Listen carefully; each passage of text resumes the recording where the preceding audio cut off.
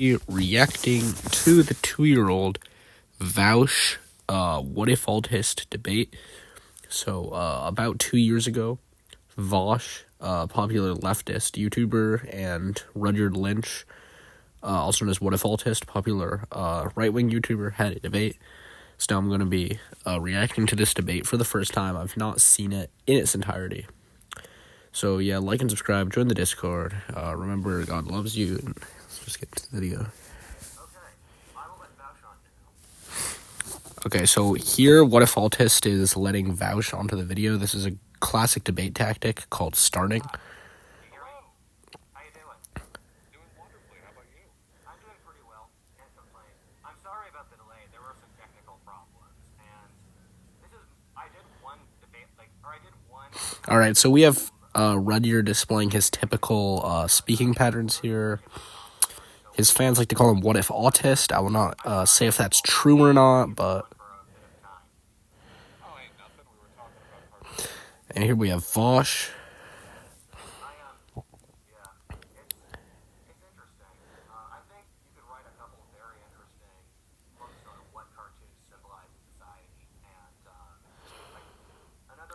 Yes, Whatifalthist displaying his new beard style. I'm not the biggest fan, but pretty interesting.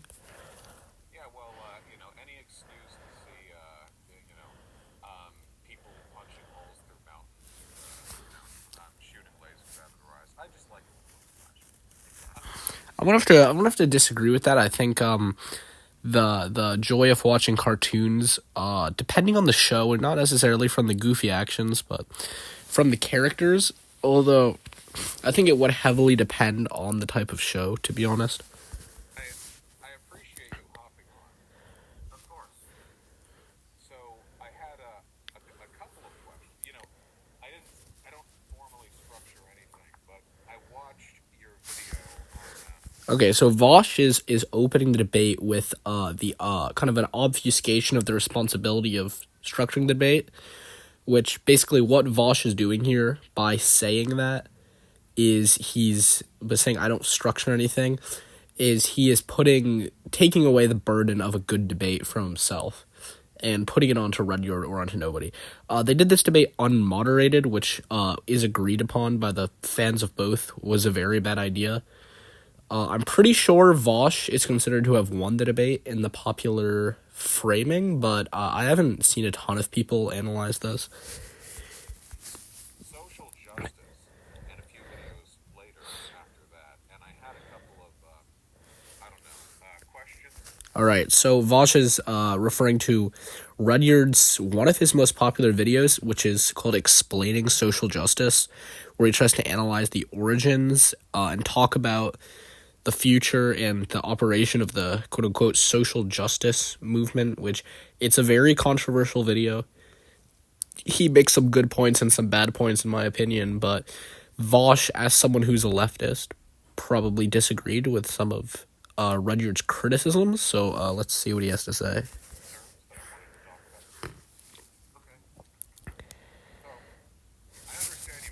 See, Whatifalthist has a great setup here where he's showcasing all of his books behind him. This provides the illusion of him being very intelligent and well-read, whereas Vaush is displaying a lot of children's toys.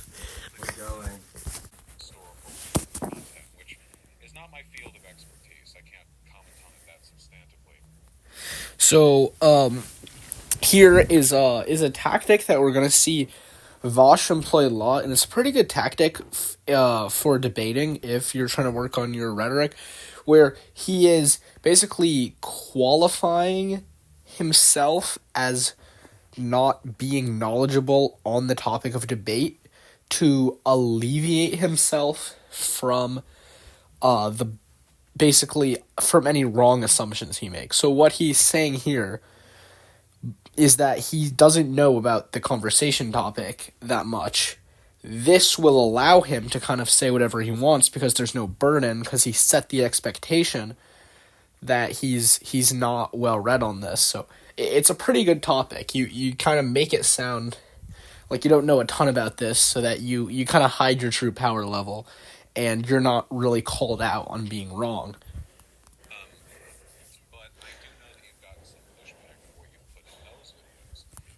Yeah. Whatifalthist, Rudyard has gotten a lot of pushback.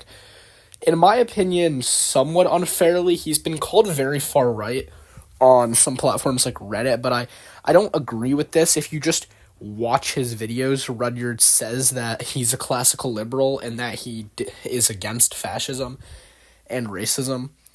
I think a big problem is he's not good at communicating that well, which we'll see in this debate. So his points, he doesn't say them that clear, and he gets taken out of context. He also doesn't cite his sources, which people like say he's making stuff up because he never cites the sources, even though I do believe that he is taking them from sources. He just doesn't cite his sources, unfortunately. And his fan base, yeah, if you spent some time in his comment sections, his fan base is, let's just say, more extreme than him. And looking at your social justice video, I think I might understand a common trend. The main issue being, at least with regards to the social justice video, it feels like you came into that with a fairly strong pre-existing ideological bias, and all the information you had on all the many subjects that you touched on in that video, you pulled them together to narrativize them into a... So what Vaush is accusing Rudyard here of, pretty clearly, is saying that Rudyard was biased and just trying to tell a narrative, which I do think Lynch does kind of have a lot of preconceived notions. He talks about the left as if it's some coherent entity, and I think he very clearly has this story playing out in his head of this kind of machine-like left, quote-unquote, that dominates over America. It's kind of conspiratorial in a way, where the other right-wing YouTuber, Monsieur Z, who has also been criticized, and is, I think, a bit further right than Rudyard, is more realistic, and I think Rudyard definitely has this view in his head of this very, like, weird story, whereas I don't think it's that clear of a story. I think it's a bit of an oversimplification, a bit of a generalization. It's not that simple. The left has a lot of factions, for example, and Rudyard always says the left like it's one thing. Like, it's real, and the right has a lot of factions, which he admits, but doesn't admit the left has a lot of factions.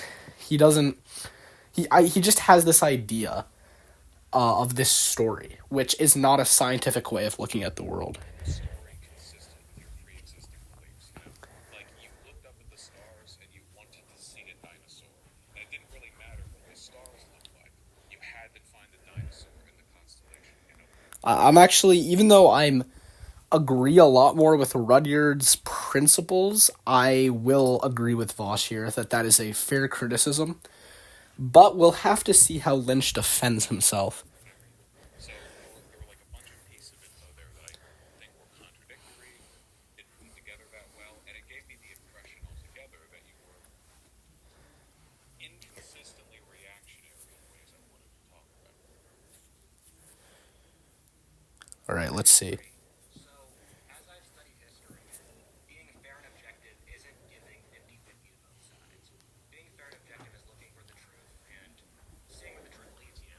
And across history, you see periods of fanaticism, and we see a lot of the prerequisites for periods of fanaticism that exist today. And across history, you saw the French Revolution, you saw the religious fanaticism like the Puritans of the 17th century, you saw the Spanish Inquisition. Before that, you saw the flagellants after the Black Death, or guys that would basically whip themselves after the Black Death because they felt guilt. They felt immense survivors guilt they were still alive. And before that, you had all sorts of things across the ancient world, and peasant rebellions in the Middle Ages as well. Okay, I do like how Rudyard is pulling on historical sources. Something I really respect Lynch for is his ultimate respect of history. I think history is extremely undervalued today, and history is honestly the most important subject you can learn because it is a record of everything humans have tried and what has happened when they tried it. And you can say he was successful or unsuccessful, but he does try to base his videos on understanding of the precedents that have been set in history, which you have to respect. I mean, as Rudyard himself says, if you're not basing it off history, you're just making it up.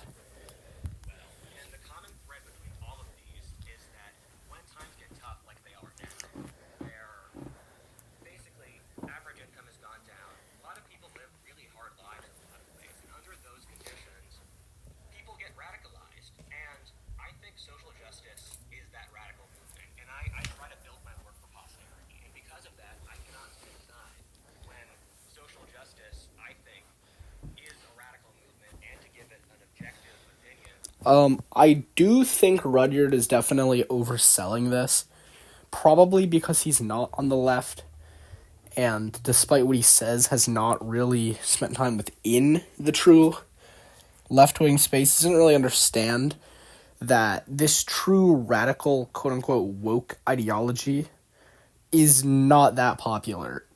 The truly, truly radical far left and far right probably make up 5% each of America, and that's generous.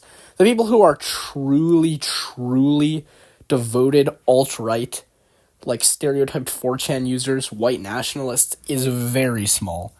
Same thing on the left. The people who are truly these, like, radical, Marxist, like, racist against white people, but unironically, that is not what the average person, and even the average leftist, is. Most people don't believe either of this stuff. Most people are basically independents who lean one way or the other.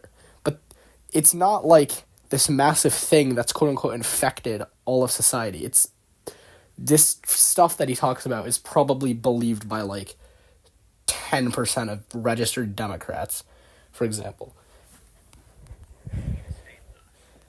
My argument going into it was that social justice is radical, which I will prove as this debate goes. I mean, yeah, it's obviously pretty radical. That doesn't really need to be a controversy. I mean, if we... I don't think that the traditional left-right dichotomy is really a good way of understanding political science. I favor a three-way dichotomy of reactionary, conservative, and progressive, where reactionary is reverting society, conservative is preserving society, and progressive is changing society to something new, not in the past. And the social justice movement, as he calls it, is progressive. It wants to change society radically by a lot, so it's just objectively radical. That's not a judgment, that's just a statement. So that I don't think he needs to back that up or anything. Along, but at the same time, I just wanted to make something that posterity would be able to look back upon, where every single era of history, you have the people who would basically say, we need to give both sides argument. And the truth is complicated. And because of that, you see all sorts of no one side can hold the truth because no single worldview is capable of encapsulating it. I do like how Rudyard does attempt, I'm not saying he does it accurately, he does attempt to objectively look at things, which a lot of people don't do. He's basically one of the only people on YouTube who actually does that. So that's why a lot of people watch his videos. It's attempted sociological analysis of groups in the world. And there's just not a lot of people who do that in the YouTube sphere. But like before World War II, you saw people who thought that starting the war was not a good idea. Before World War I, you saw people who thought that war would never happen. And in every era of history, conventional opinion was wrong. And I want to look for when conventional opinion is wrong. Now, he didn't really answer Vaush's question there. He didn't really defend himself as not being biased, although it's kind of hard. Like, what do you do? Like, take a lie detector test or something, and even then, that's not really how bias works. Very rarely do people make a piece of media where they're like, I'm going to make this biased. I'm going to make this just unabashed propaganda. It happens, but mostly people believe what they're saying, and they don't interpret it as being biased. They just interpret it as being the truth. So I don't really see how Rudyard could prove that it wasn't biased, but his answer wasn't that related. So the term radical doesn't really have a consistent definition, but the way you use it suggests to me that you think it has a negative bent. You know, if you're going to argue that social unrest is often caused by inequality or tumult, then I would agree with that. You could go back to the suffrage movement, the civil rights movement. You could go back to the abolitionist movement or the Revolutionary War. You could go back as far as you wanted. And yeah, generally, when things are a little bit less So I do think that Vaush needs to go further than just American history. And again, knowledge of history if you actually want to do political science successfully, that's what makes the man, knowledge of history. So Vaush kind of portraying that he doesn't know a lot of history besides American history. But I do think radical has negative connotations because the entire point for most people, because the entire point of radical is you are radically, drastically changing the society that you're living in. So most people who live in that society will be against that. It depends on the society. For example, South Africa, South Africa during apartheid, the majority of the population would support radical change. So radical would be a positive thing in their opinion.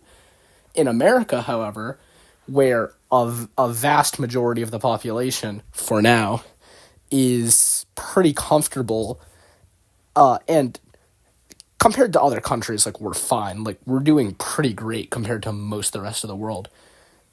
They don't want to change society radically. So radical will obviously have a negative bent to people who are doing well, which is the vast majority of Americans by global standards. Like, really, Americans are doing extremely well by the rest of the world's standards. We just have a tendency to not pay attention to the rest of the world.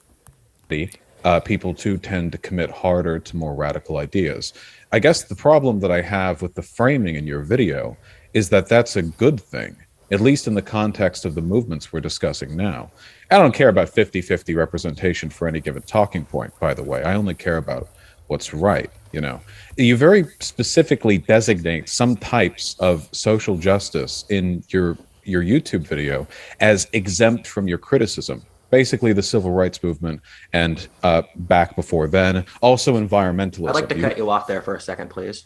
Sure. In your video, you said the civil rights movement and the abolitionist movement were descendants of are the ancestors of social justice, which is not true.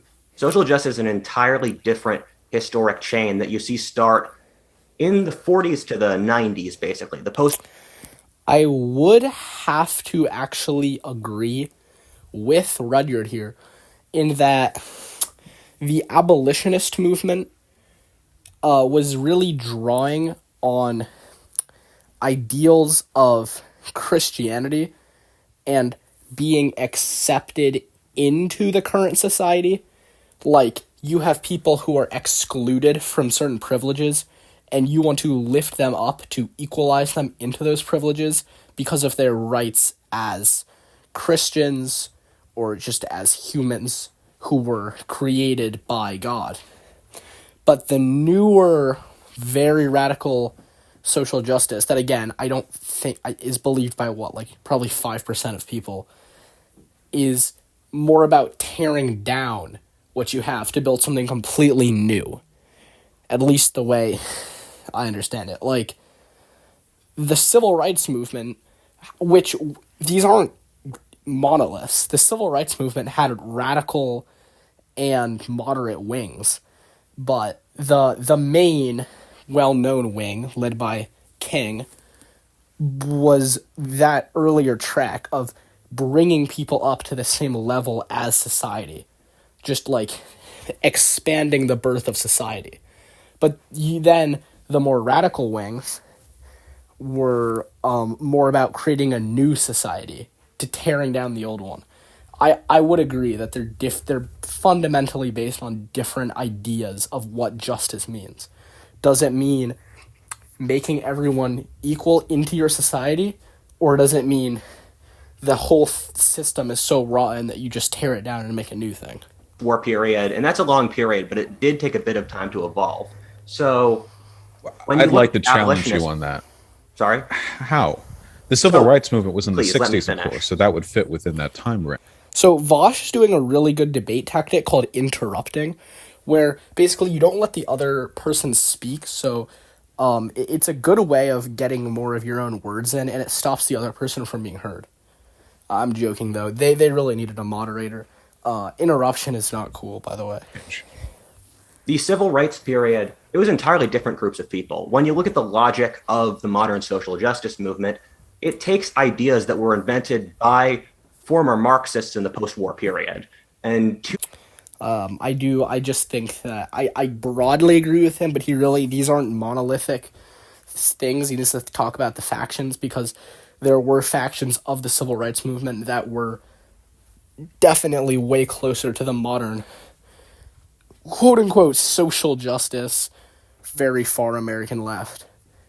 But there were also moderate wings that were based on Christian principles. two broad groups, the Frankfurt School and French philosophers. And for example, the idea that gender can be Continental. separated from sex, that's an idea that hasn't existed for any other period of history except with Simone de Beauvoir starting in the early 50s. And then that idea was taken up by other philosophers like Judith Butler, like Foucault. And so the idea that gender is separate from sex, again, postmodernist idea from that period, from that. So this is what I mean. I think gender being separate from sex is more of just like sociology. I don't think it's very controversial to say that sex is your biological status and gender is the societal way that is realized. I don't think that's really political. That's just sociology. So Rudyard is employing a really interesting tactic here called yapping. Because I don't want you to just go ahead and say a bunch of wrong things. No, but I'd like to get first of all, you cannot construct my argument properly until you hear it. Well, so far the constructions fall to concrete as cracking. The civil rights movement. Yeah, I'm getting a bit of secondhand embarrassment. Honestly, they needed a moderator. These people are just a bit too annoying to be left in the room unsupervised. Was informed by Marxist ideas. Marx was around. Okay, the civil rights movement being informed by Marxist ideas is very wing dependent. These are not monolithic movements, as I've repeated, because that's one of the most important things to know about history. There were factions. There was a moderate faction of the civil rights movement led by Dr. King that was based on Christianity and based on the U.S. Constitution, where he said in his I don't know if it's the I Have a Dream speech, but one of his speeches that I read a few weeks ago, where he said, like, we are about realizing the promise that the Constitution gave to all Americans. That's not a very Marxist idea. But then there were Marxist-inspired wings that were more radical, the ones led by Malcolm X, who eventually moved into some weird stuff with Islamism. And then there was the Black Panthers, but the Black Panthers were honestly conservative or even reactionary, because they wanted essentially to return to segregation. They wanted black society to essentially, like, they're saying that you won't play fair, then we won't play the game. So the Black Panthers wanted to basically quit America and have the blacks just form their own thing, where they're not, kind of like an Indian reservation, basically. Which is, they were ethno-nationalists. It's not that progressive. It's kind of reactionary. So yes, there was some Marxist influence, but the main branch that got stuff done, led by King, was Christian, and it was liberal. And liberal means about 800 different things, but I mean liberal in the sense of, believing that they're inalienable human rights. And there was a Marxist wing, but it also had ethno-nationalist principles. So they're making such broad generalizations. It's kind of embarrassing. It absolutely was. The basis of critical theory, the idea that you should analyze, but don't get indignant already. It certainly was. Marxist social analysis has been influencing philosophers and activists for well over a century, and the conceptualization of gender and sex being, as you say it, uniform until the past 50 years is completely ahistorical. There are entire modern civilizations that have had third genders, clearly not three sexes, three genders, for hundreds of years. That's just simply not true. But even if there were... That is controversial, but broadly, yes, there are some societies that have... I mean, every society has two sexes, because that's how biology works. There are some societies that have had more than two genders, but it's not extremely common. But yes, the problem with these people, both of them, is they just make the most sweeping generalizations ever. That's not really how history works. Conceptualizations of modern social justice, which are a product of postmodernism exclusively, I wouldn't have an issue with that. You'd have to demonstrate the harm done by those ideas. Give me a hot second. And I'm going to reply to each of those. So, for the first of them, the social justice movement didn't have ties. Sorry. Freudian slip, and I'm sure you wanted me to have. The civil rights movement didn't have Marxist ties because that was something that the FBI explicitly looked for. Again, I'm not gonna say it anymore, but it's not a monolith. These guys generalize so much. I'm not gonna talk about it anymore, because I've said it 100 times, and this isn't really a good high quality debate. Both of these people are much more eloquent in writing, I'm sure. Whatifalthist's problem is he doesn't edit himself. And I don't watch Vaush that much, but I'm sure he has his own issues.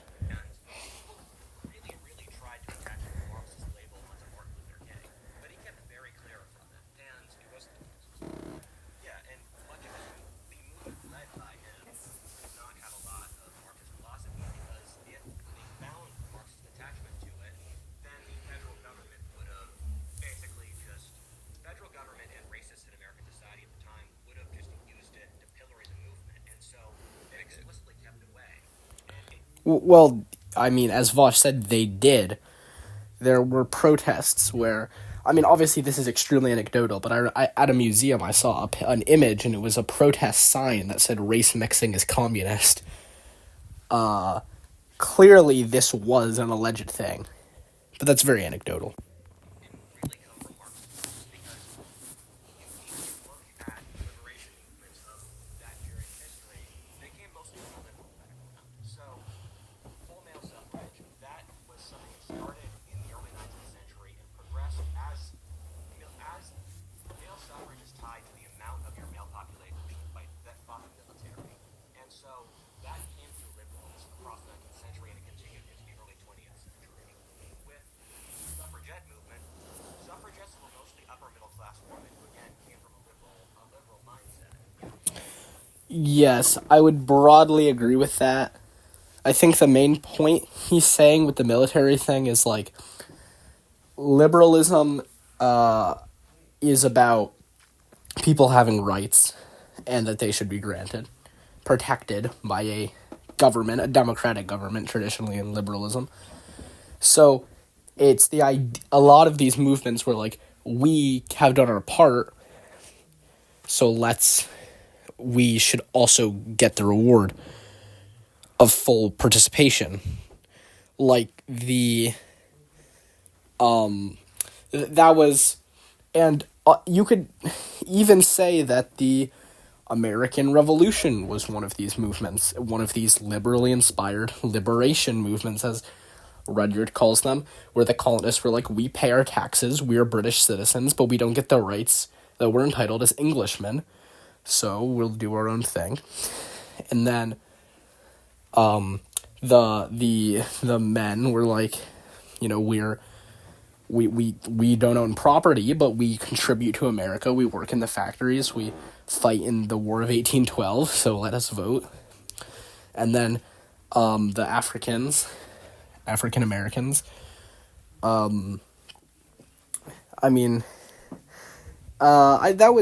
that's less because they were, most of them were so separate. That was, not that there weren't African Americans who were pro-abolition, like Frederick Douglass was one of the biggest voices, but most of that was from the outside looking in, because, just by simple numbers, there weren't that many free African Americans as a percentage. But the women, it was like, these were educated women who were like, I am smarter than this hick from Indiana, but he gets to vote and I don't. Like, I have a college degree in theology and I don't get to vote, but this cotton worker from Massachusetts who's like defaulted on 15 deaths and beats his wife gets to vote and I don't. That was the mindset. Or they were like, I manufactured weapons in a factory for World War I and I put in the work and I don't get to vote. So a lot of these ideas were about, you put in the work for society and you don't get the fair results. That's a very liberal idea that of that Rousseauian social contract of like it's like a contract. That is the liberal idea, which was put into practice. And I'm not saying that's good or bad. I'll qualify that. When I say stuff, I'm not putting it as an agenda, at least consciously. I'm not saying it as supporting anything. I'm just trying to make some historical statements that I think are broadly true. I don't have a degree in history. Liberalism is the idea that all people have equal worth, and Yeah. equal worth under the law, and liberalism is a philosophy that's in many ways derived from Christianity, and thus under the objective Yes. eye of God. And that's just not the philosophy of Marxism. The civil rights movement was infiltrated by Marxism. Marxism was influenced by Christianity, though, just unintentionally. A lot of the Marxist underpinnings have their origins in Christianity. They just didn't... It wasn't intentional, but for example, Marxists take for granted that equality is a good in and of itself. They also take for granted that harm is a bad thing. These are not universally agreed upon cultures. These are very Western Christian assumptions that were just so natural to Western Marxists that they didn't even do it consciously. But there are Christian influences in Marxism, very plainly. Wait, I have to interject here. I never said the civil rights movement was infiltrated by Marxists. I said that his ideas, the ideas of the civil rights movement, were influenced by Marxist philosophy. That is true. Vaush, as I understand it, Vaush was saying that the philosophy of civil rights were influenced by Marxist analysis, not that, which Marxist analysis has a lot of its own problems, but that's tangential. But he wasn't saying that it was made up of devoted Marxists, although I could see how Rudyard would get confused. Of course they were.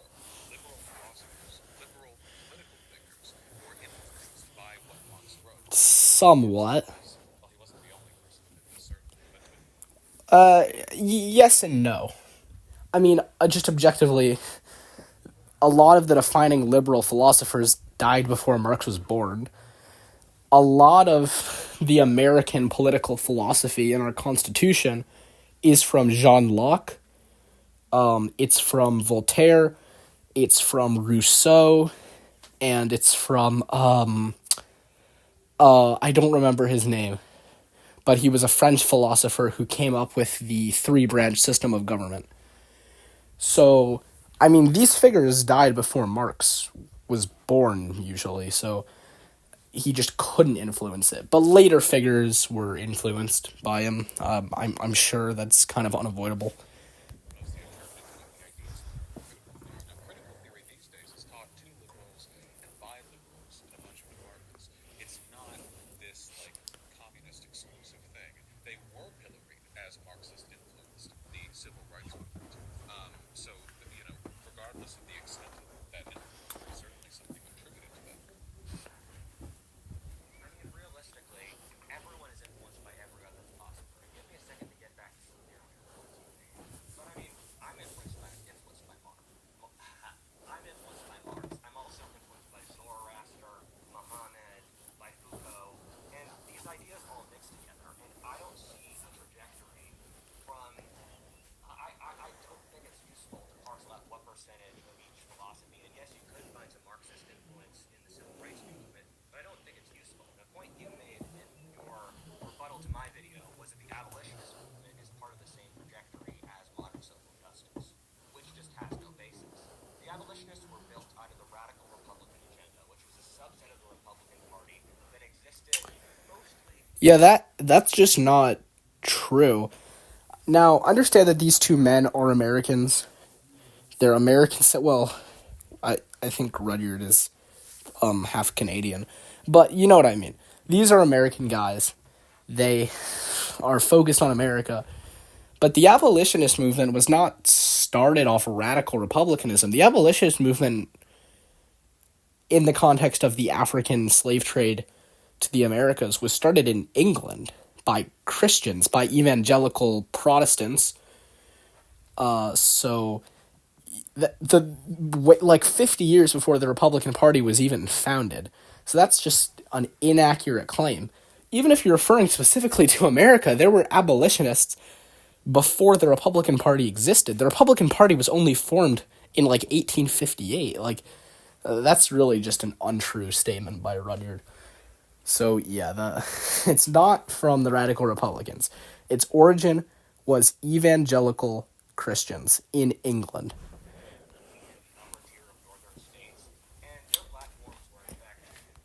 And I want to qualify in this context of the African trade in the Americas. Just the idea of banning slavery has been done a lot. It was done by most of Europe in the 11th century. It was done by China. Has not been done everywhere. There's still a lot of countries that have slaves. But yeah, it was not Republicans. It was English Protestants. Trying to settle the Western frontier. They were very pro-capitalist. This is an obfuscation. So wait, They were what I said, remarkably imperialist party. what I said. Yeah, this isn't that. This is not that relevant. I'm gonna have to agree with Vaush. This is a misinterpretation again. I did not say these were the same. Literally said that in my video. No, I said that it was a continuation of the same historical trend. Now, obviously, if you say something is the continuation of the same historical trend and then go back 150 years, you will find that, in fact, earlier groups do have some different values.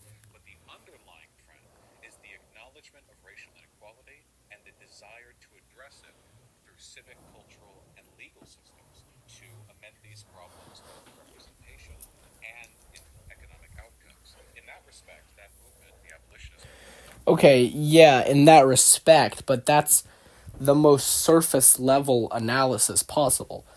When you're looking at analyzing these movements from a sociological and anthropological, which is my somewhat specialty, or at least my main interest, not really a specialty yet, perspective, you need to look at the underlying values that drive these groups, not just the surface level things they push for right now.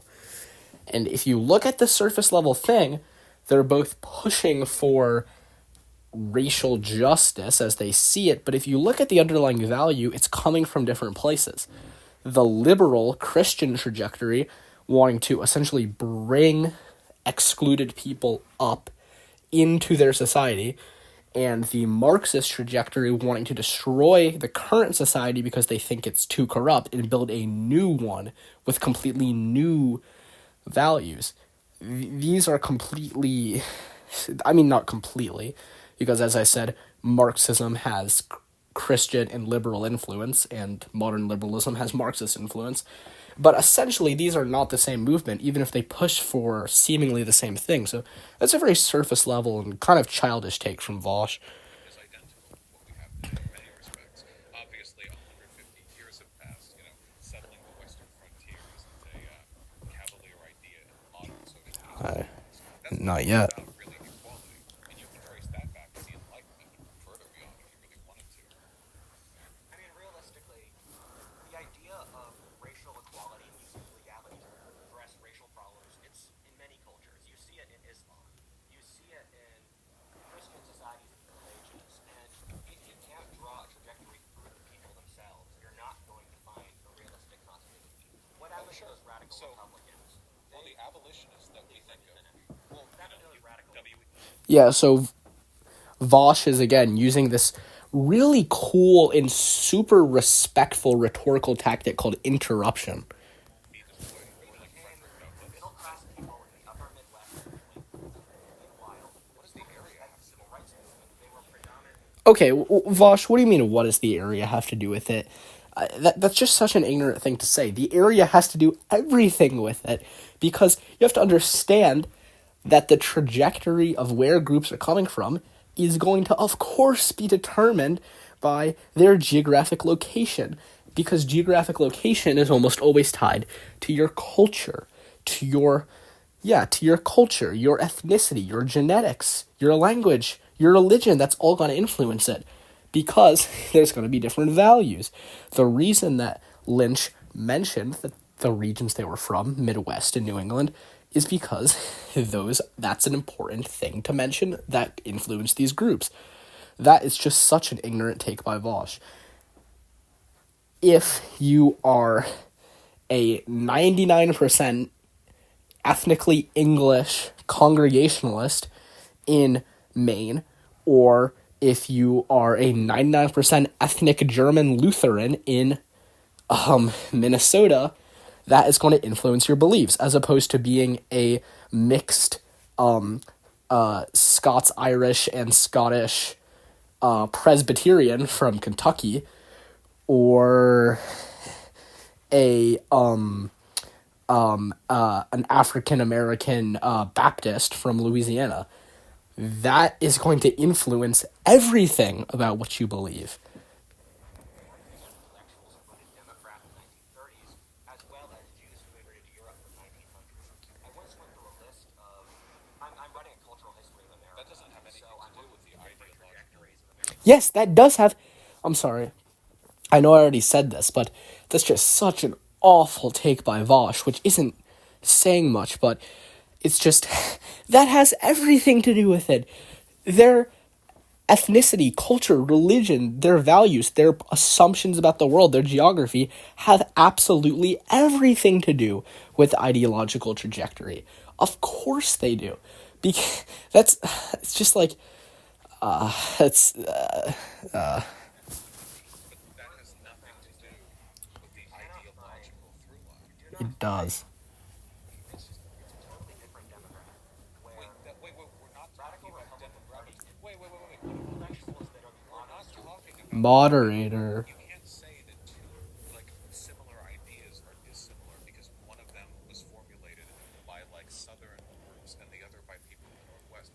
Yeah, you actually really can, because that, as I said, this is the third time. I guess I won't call him out on it anymore, because, yeah, but Vaush, that you actually can, because it's not just about the surface level of what you're practicing.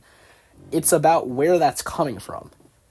And where that's coming from is going to be extremely, almost entirely influenced by your geography, your culture, your religion, your ethnicity, your genes.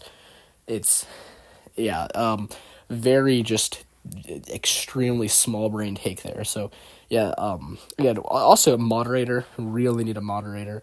This debate is pretty bad, so that's why I chose this one. It's 2 years old. I'm not really poking any fresh wounds here. I'm trying to just try my hand in the political sphere. We'll see if it works. By people in the Northwest, we're talking about common ideas here, like racial equality, which does exist in many cultures. I've never said this is exclusive to the West.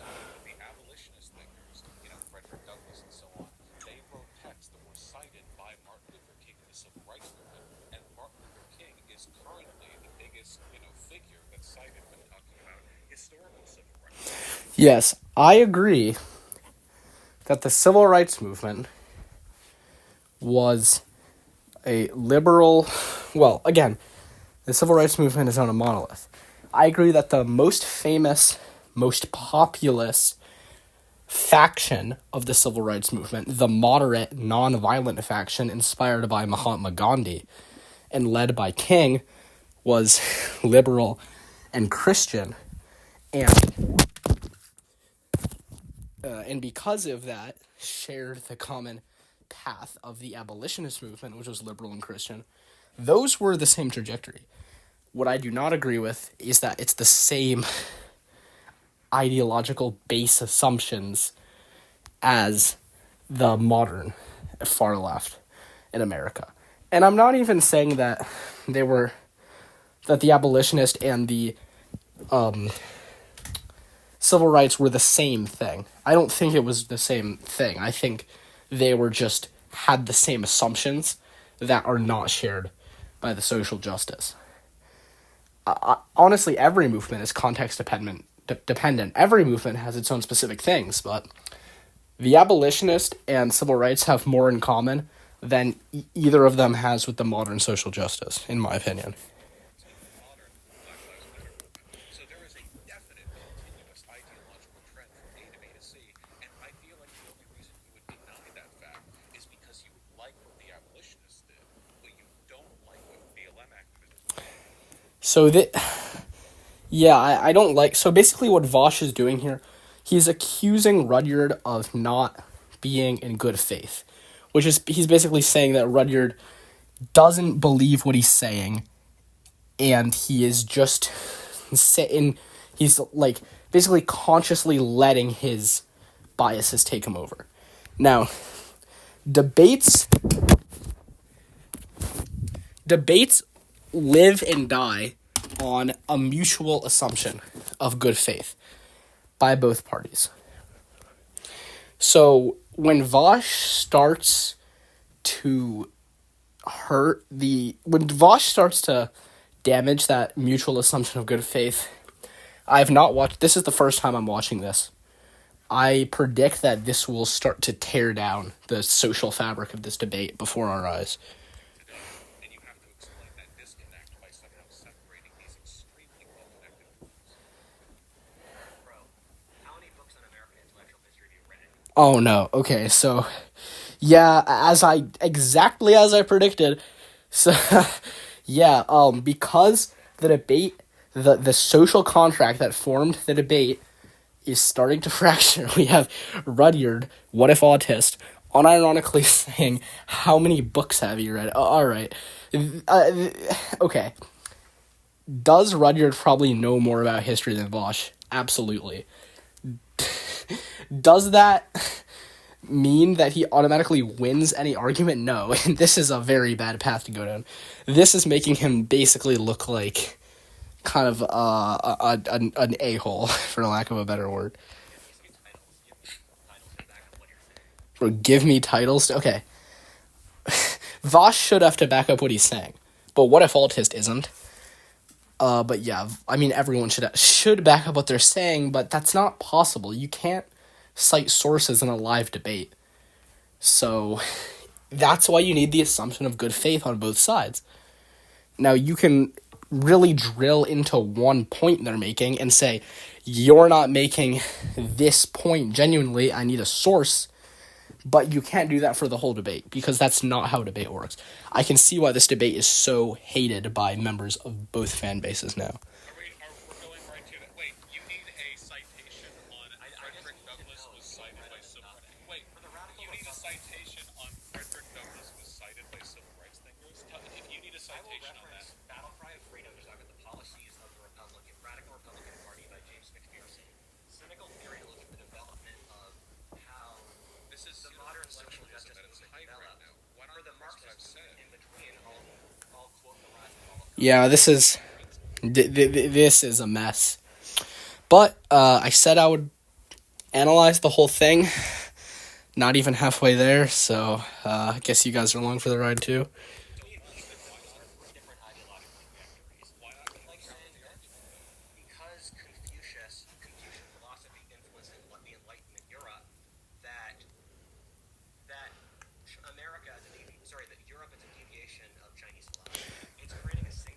That is a good point. There can be influences, and more importantly, what I think, there can be surface level similarities in praxis.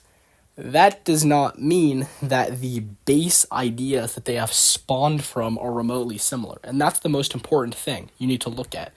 You need to look at what they're assuming about the world and basically like how they're justifying this, because they're justifying it off different principles. Okay, we're literally talking about the same goals in the same country. You have the abolition. Again, I'll say it again. The surface level praxis does not imply a shared, deeper origin and value system, and that's the most important thing to see if they're the same ideology. And this is kind of stupid. Does it even matter, by the way? Does it matter for anyone if the social justice movement is ideologically related to abolitionism or civil rights? Is that remotely relevant to any policy or anything?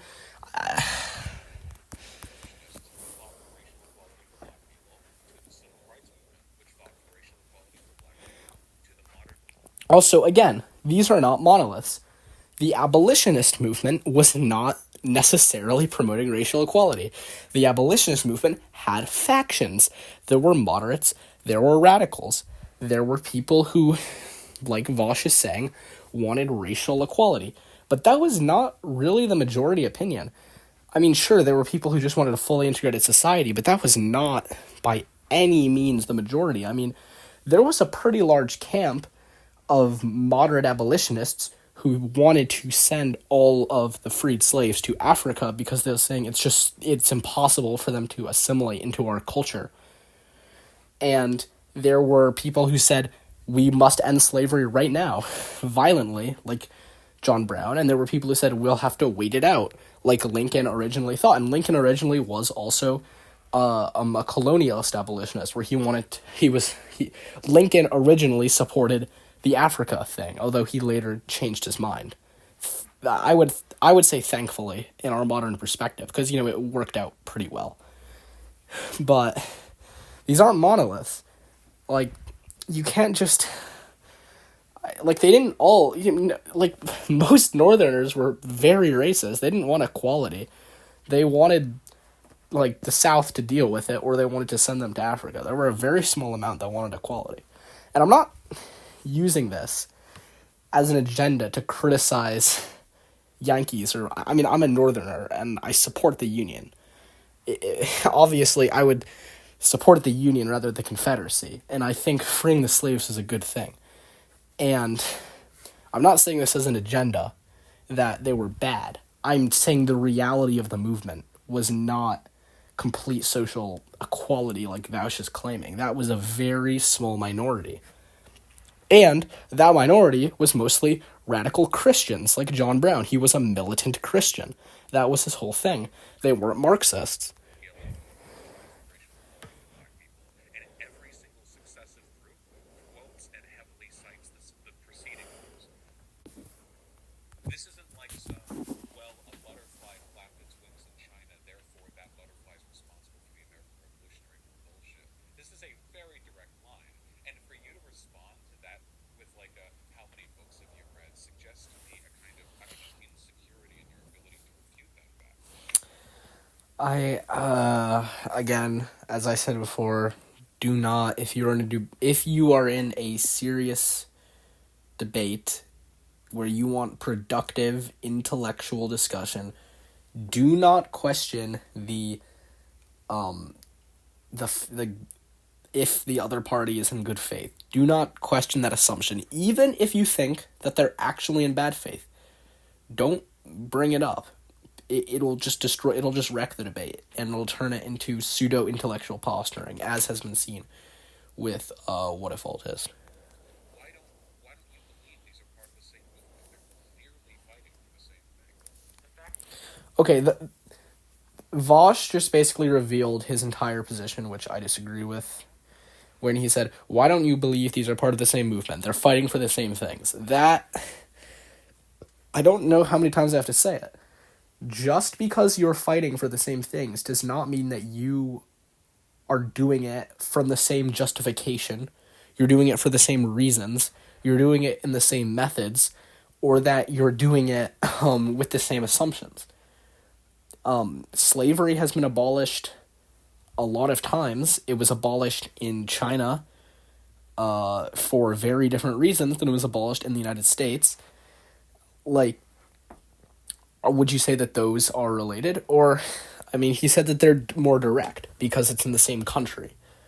Okay, well, it still doesn't necessarily mean that it's the same movement. For example, the expansion of voting rights.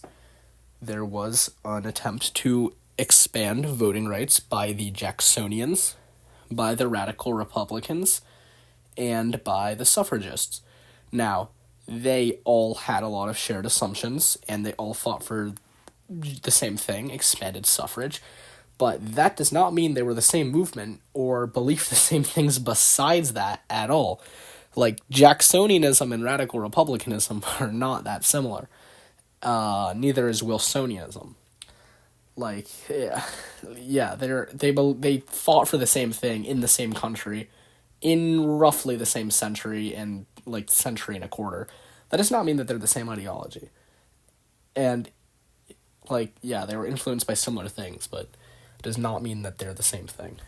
You bring up no historical examples between the leaders of said movements, or show that you've done research on the topic, because no one among historians, I have read nowhere the modern abolitionist movement is a direct descendant of is a direct ancestor of the modern. Yeah, can we move to a different topic? This is just irrelevant, and I really don't see how they're going to make any progress on this. And you provide no historical evidence. And I have made my point. I'd like to ask you a question when you're done. Well, you have to answer mine. I've answered my question in the best way I can. You've answered it by saying, I haven't read an answer. No, that's actually not what he said. Okay, listen. Whatifalthist messed up by being like, how many books have you read, bro? But that does not invalidate his previous point. Whatifalthist, even though he didn't say it as eloquently as I did, with the gift of retrospect at my disposal, Whatifalthist made his point. His point wasn't the book thing. His point was a lot bigger. I don't think Vaush was listening that closely, honestly. But yeah, he made his point. Okay, let him end this, bro. You answered my question by saying you don't want to answer my question. I want a real answer. I've answered your question in the way I would. He gave the real answer. So then I will follow through on that to say, since these are clearly part of a contiguous social trend in the United States, from A to B to C, it seems odd to me that you would denounce social justice when it happened before. Or sorry, when it happens now, but you would accept it when it happens before. It's a really common trend in conservatives where they'll go like, oh, of course I support the civil rights movement, and then they'll do all the same attacks in the modern BLM movement. Okay, it's that criticism has fair and unfair points. The fair point is that yes, a lot of conservatives are basically what the farther right people call progressives with a speed limit, where they're like, oh yeah, I would never dream of touching gay marriage, but no, abortion, we have to get rid of that. And then 50 years later, I would never dream of touching abortion, but oh, come on, transgender, we're not touching that. And then another 50 years, I would never harm the transgender community, but I mean, come on, like, they just, like, it's basically just delayed progressives. They're like 20 years behind. The unfair point is that assuming that if you're against one, that it's arbitrary, whereas somebody who is on the modern right in America is most likely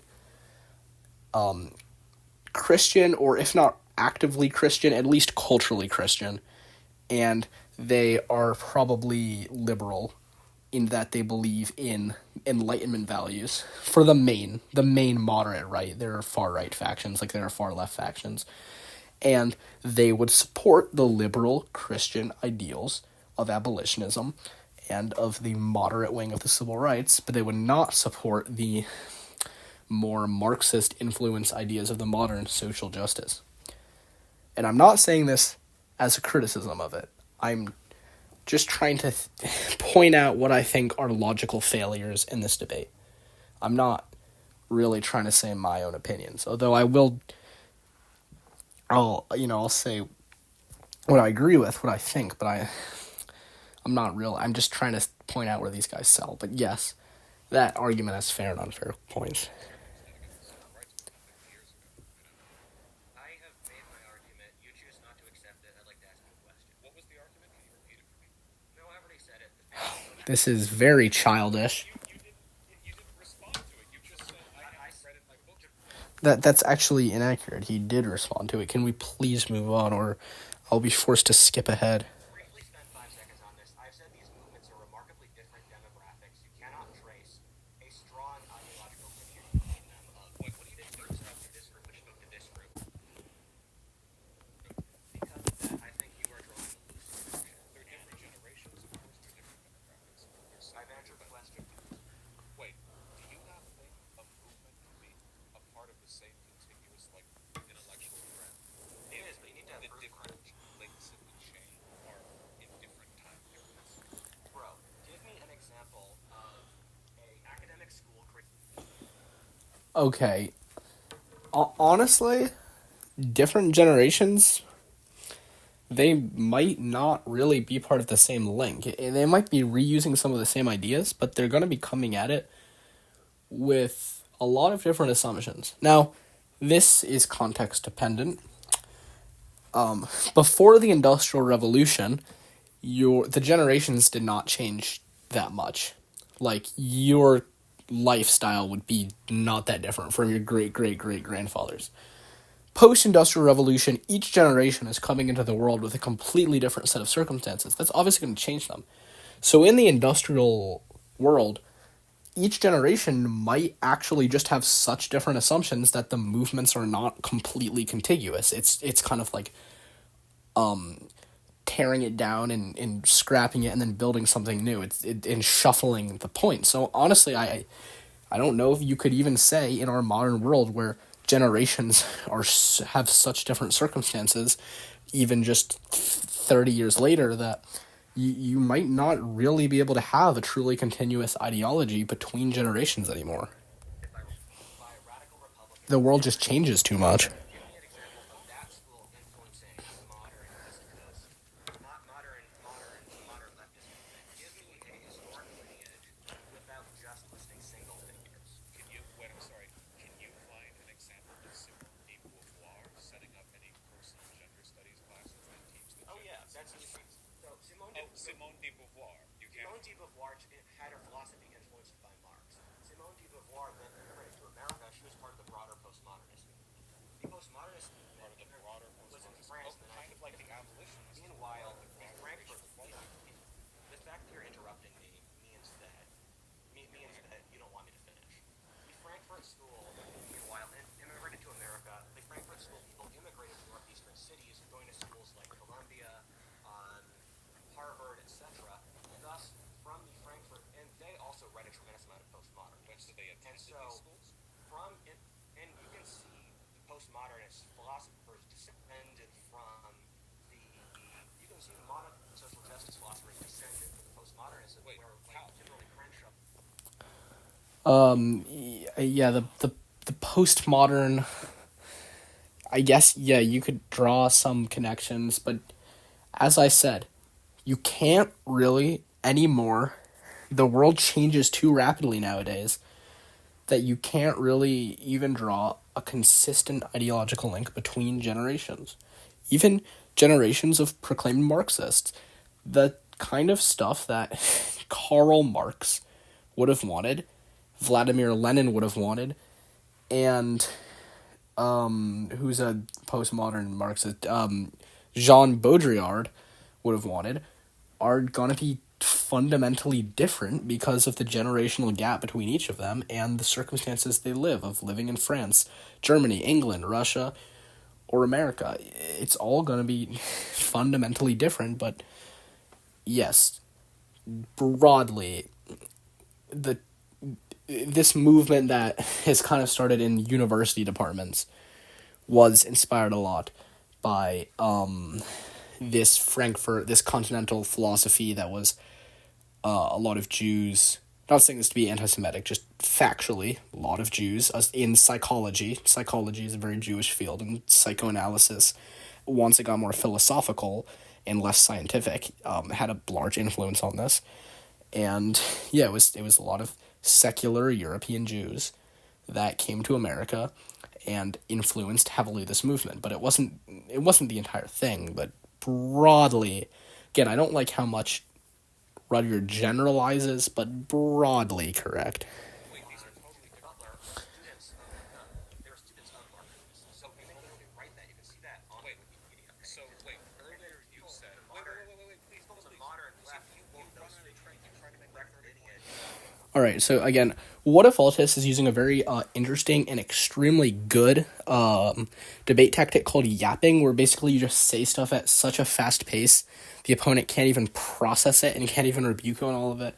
It's totally very cool and not annoying. From Marx and from Simone de Beauvoir, you claim, okay, that the teaching that gender and sex are separate is a product of like Frankfurt School postmodernist influence. So you now need to prove that postmodernists founded the American public school system. They did because they didn't. Well, then how can you say there's any connection whatsoever between postmodernism and the teaching of gender and sex? Okay, that's not really what he's saying. He's saying that I don't know if Vaush is doing some like rhetorical game that he's about to reveal, but I think what he's saying is that like they didn't have to found the schools, that like, okay, the American public school system was founded by progressives at the time. In that context, progressive did not mean what it meant now. Progressive basically meant big government to help working people. But yeah, it was founded by progressives about a bit over 100 years ago. Well, it depends on the region. New England has had public schools since like the 1600s, but you know what I'm saying. Those schools were based off of Prussia in Germany, and they were based off of Scotland. But that doesn't really matter. It doesn't matter if they founded the schools. It matters what the teachers were doing. The teachers get teaching degrees at the universities. If the universities are teaching a new thing, then that's what they're telling the teachers, so that's what the teachers will tell them. I mean, I don't know if... I assume this is some weird rhetorical game, because I don't think Vaush is actually that dumb to think that you need to found the schools to have a certain curriculum being taught, but we'll see. Those were set up by thinkers in the 19th and 20th centuries influenced by Enlightenment thinking. How could there possibly be any influence from postmodernism? ideas influence other ideas. Oxford have done Yeah, again, it doesn't matter who founded the schools, bro. It matters the teachers in the schools. A school is just a building without teachers, and the teachers go to the universities. So it really just matters how these normal schools, and a normal school means a school that educates teachers. It really just matters how these universities are being affected, because that's who trains the teachers. It doesn't really matter who built the building. in the 12th century, but they're not being slashed anymore. And when you look at the politics of teachers, they're overwhelmingly left wing. When you look at the politics of universities, overwhelmingly left wing. You're doing a bunch of people once who again. study What do you mean? under. Ideas influence ideas. I mean, if you want to just simplify the whole world into a sentence, sure. But Vaush, there's a question I'd like to ask you. No, wait. What do you mean? What? Ideas influence ideas. I don't think it's that hard of a concept. You said there's no way the abolitionist movement could inform. We've spent half an hour talking. We took 20 minutes on this question. Well, it's very silly because Why are you trying to avoid my essentially question? admitted to not answering it. You said there's no way the Bro, I answered the question. You're not going to get anything else. Okay, Vaush is not... Okay, he is playing this game, this rhetorical thing, but it's not really logically consistent, because Whatifalthist says that ideas influence ideas, that you can be influenced. Okay, movements are influenced by their movements, and then Vaush is saying like, oh, so that means that these social justice is influenced by civil rights and abolition, but that was never the question wasn't whether there was mutual influences. The question was whether they're the same ideological. They have the same ideological base. That they're the same momentum. That they're the same process, which I think they're not, because two of them, again, these were different factions, but the main factions, and two of them were based on Christianity and liberalism, and then one of them was based on more Marxist, secular ideas of, equality for its own sake. And as I said, there are two fundamentally different assumptions of what justice means. You had those who are saying that in the first two, they're saying that justice they're not making a value judgment here. I'm just saying, in the first two, they're saying that justice means taking the excluded part of society and including it into the current society. And then the modern one is saying basically deleting the society, the very radical. And again, most leftists don't want this. I mean, the same way that most conservatives are not alt-right, most leftists are not like unironic Marxists. But the modern one is more deleting the society and building a new one. It's not bringing people into the old society. I think that's a fundamental difference. Just because ideas influence each other doesn't mean their fundamental core is the same. So Vaush really isn't cooking here. Generally it's a trend I see in the debate. I think Whatifalthist is more broadly right, but he's just way worse at expressing his ideas than Vaush.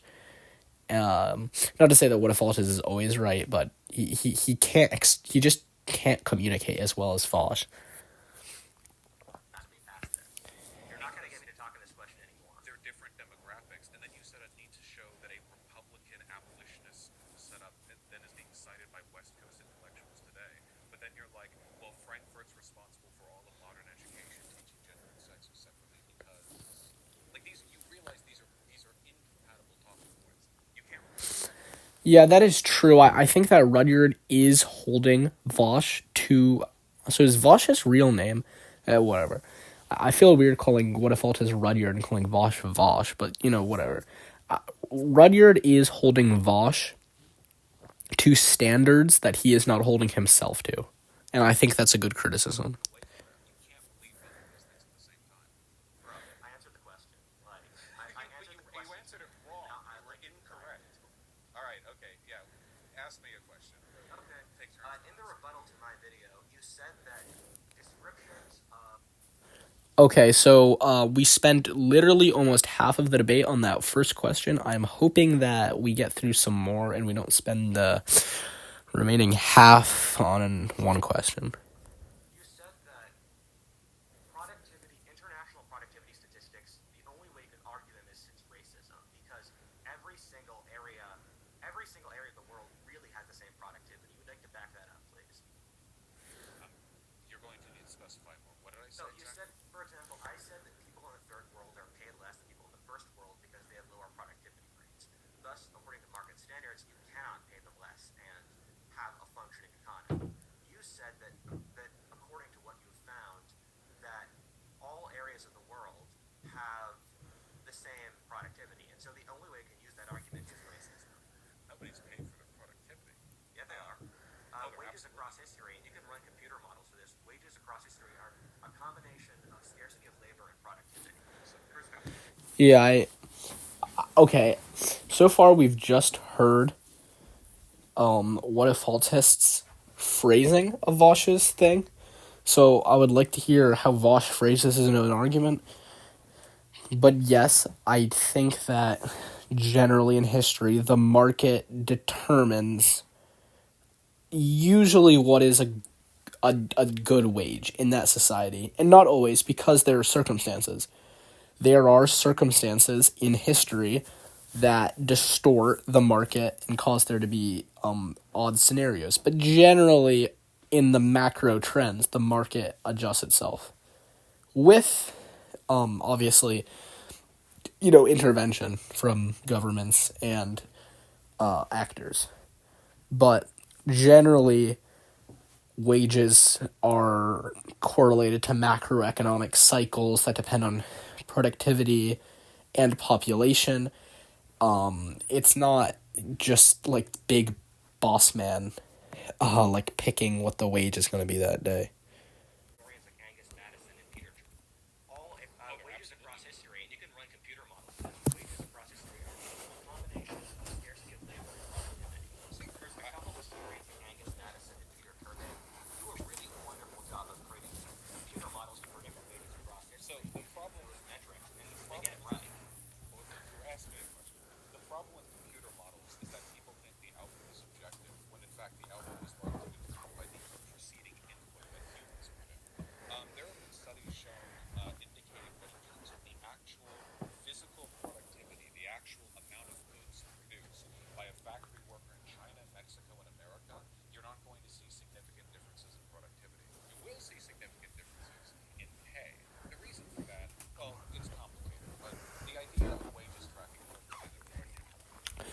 Well, you also have to look at what those people are going to demand.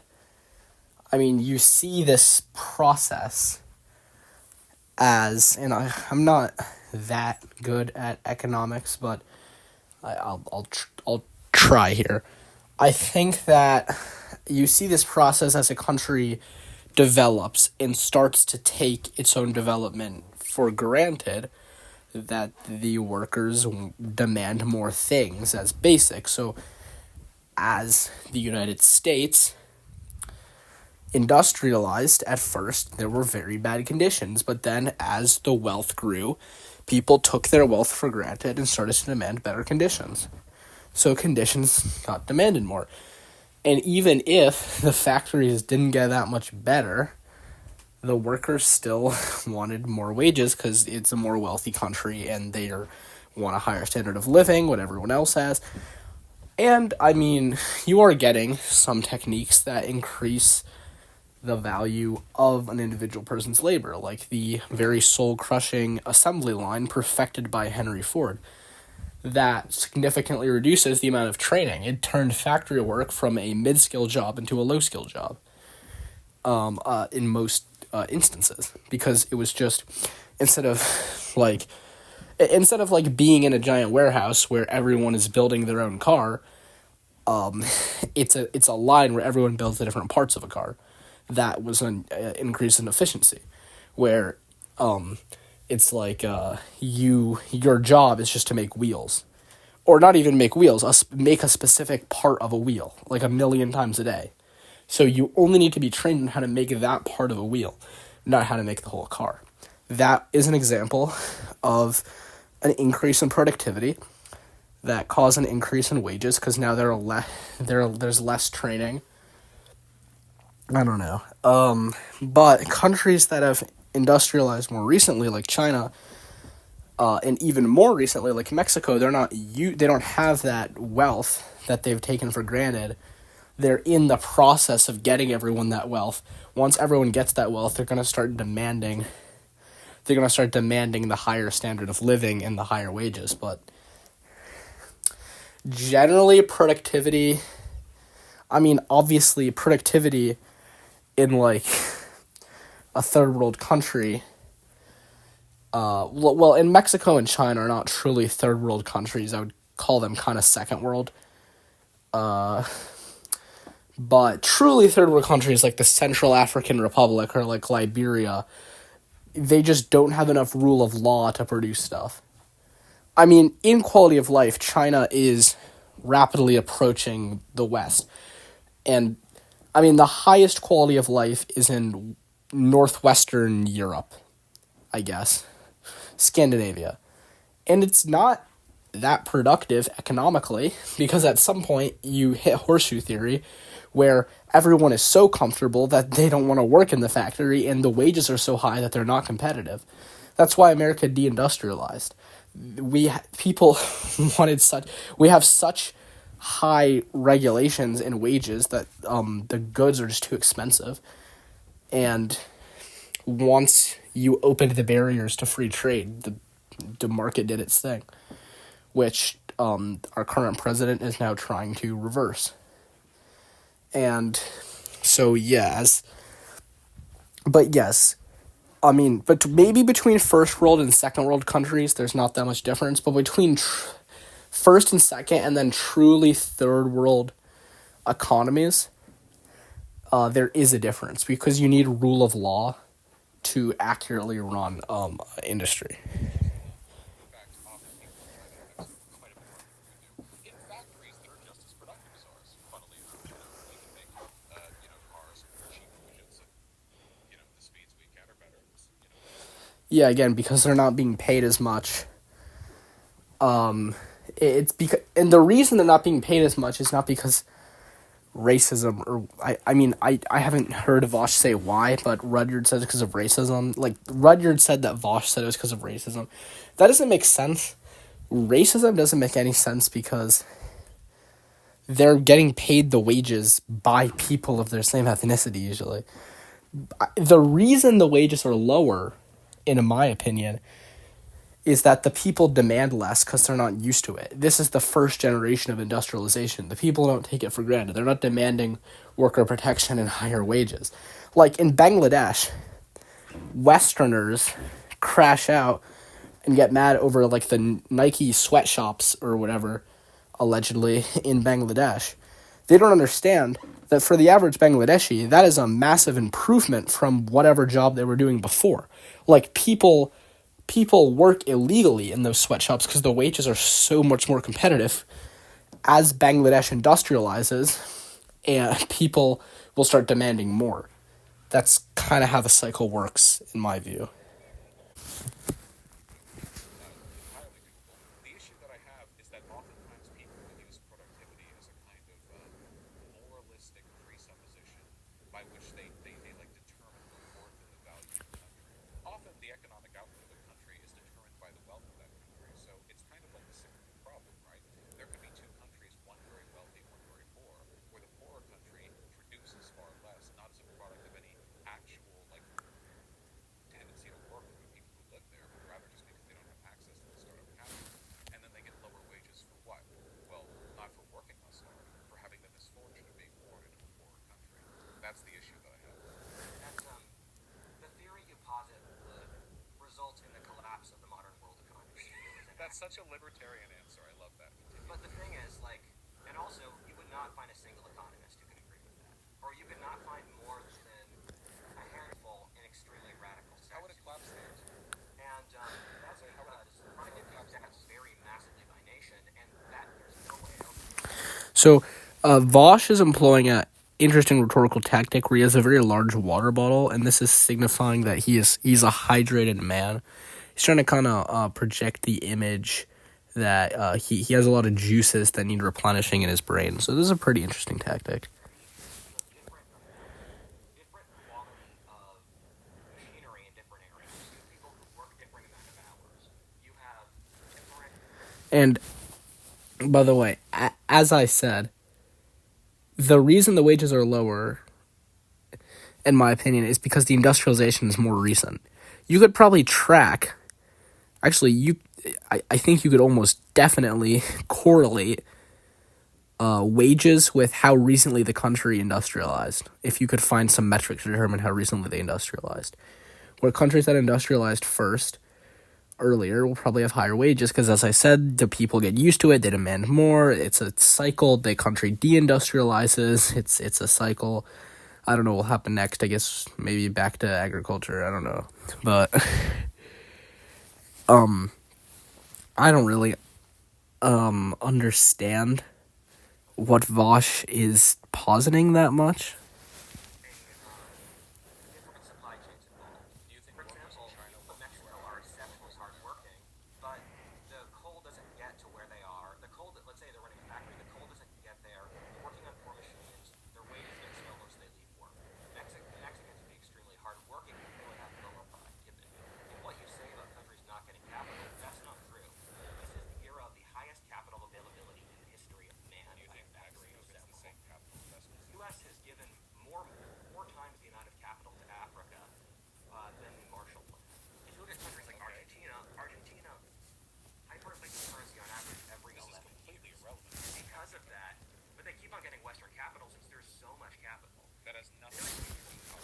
Well, I don't think the problem is capital availability per se. I think the problem is the rule of law in a country. Generally, other factors have a play, but it's extremely hard to successfully run a business in a country that is corrupt, where they won't respect your property rights. Was Mexico's. There's like a 6-hour video by the other YouTuber, the centrist YouTuber Kraut, on this about why Mexico is poorer than the U.S. And his thesis is that it's due to Mexico's systemic, centuries-old problem of corruption. And I have to agree with that. I think the main factor is probably rule of law and government corruption. I mean, that makes a lot of sense because it's very hard to start a business if your country is going to get invaded, if your factory is going to get robbed every second by some terrorist group. Do you think Mexico has the same capital investment per capita in terms of their industry, like as America? Do you think that America and Mexico have the same amount of startup capital available for people to start independent businesses? Well, obviously not. It's you're talking about how rich the average citizen is. But that's due to a shit ton of historic factors. Yeah, but America and do you Mexico. agree? Wait. Why are we Yes. tearing down Oh, wait, historic hold on. factors down I to agree. oppression? Wait, one thing at a America time. has different I geography. agree. It has a different history. It has a different Oh my God. Rudyard, please be quiet, bro. Yes, I agree. So why is there All of that different make the press countries? down to racism. I agree. Wait, hold on. Calm You down. said that the only You're very. Oh my God. All right. Whatifalthist, you gotta stop with the yapping, man. Please. differences Please. product of I'm people begging is you. racism. Calm. Please explain. I wasn't accusing you of being racist right there. I was literally asking said you. that. Calm. Go back Please. to the video. Quit being It's like a defensive. 14 Wait, minute please. mark. Go ahead and look at it. All right. Okay. Yeah. This is very embarrassing.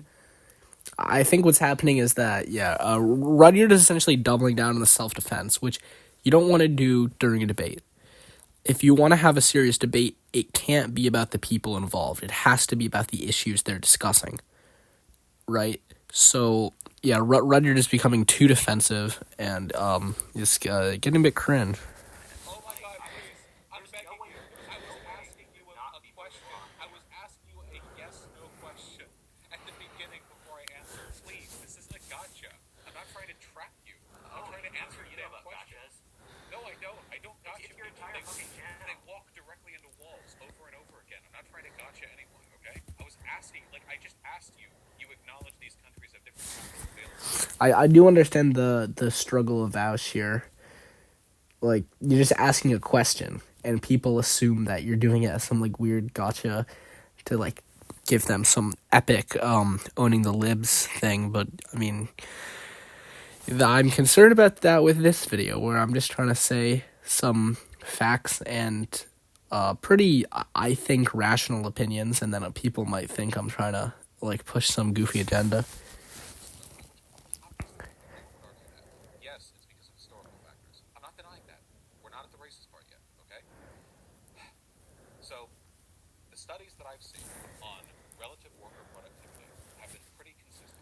The idea that a Chinese worker, I don't have any, but if you'd like me to send them to you later, I'd be happy to pull them out. I don't have all of them archived right now.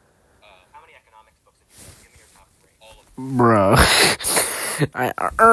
How many, bro, okay, Rudyard, instead of actually listening to the point that he is making, is just defaulting to a kind of insecure stance of trying to proclaim his own intellectualism.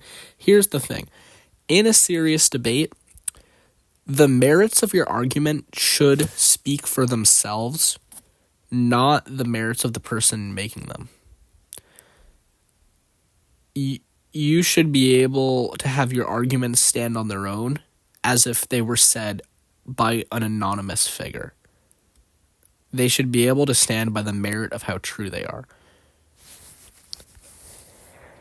I can't. I enjoy all of them equally. So anyway, I hope you understand that behavior like that is very unbecoming in a media conversation.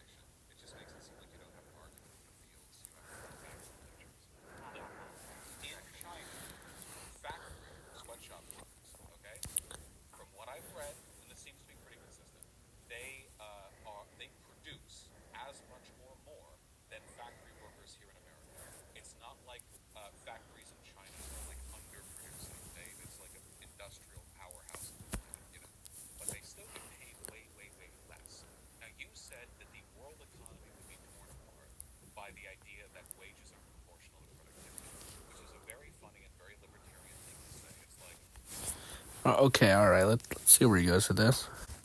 If my one-on-one econ models aren't perfectly predictive of the most complicated system in all of human existence, I don't know. Then the idea that wages track perfectly on the productivity. Yeah, do you have an idea? Can you have something you can shove into a computer simulation? Wages kind of wages Nobody as can. they've existed over the last 1,000 years. Nobody can. Yes, they can.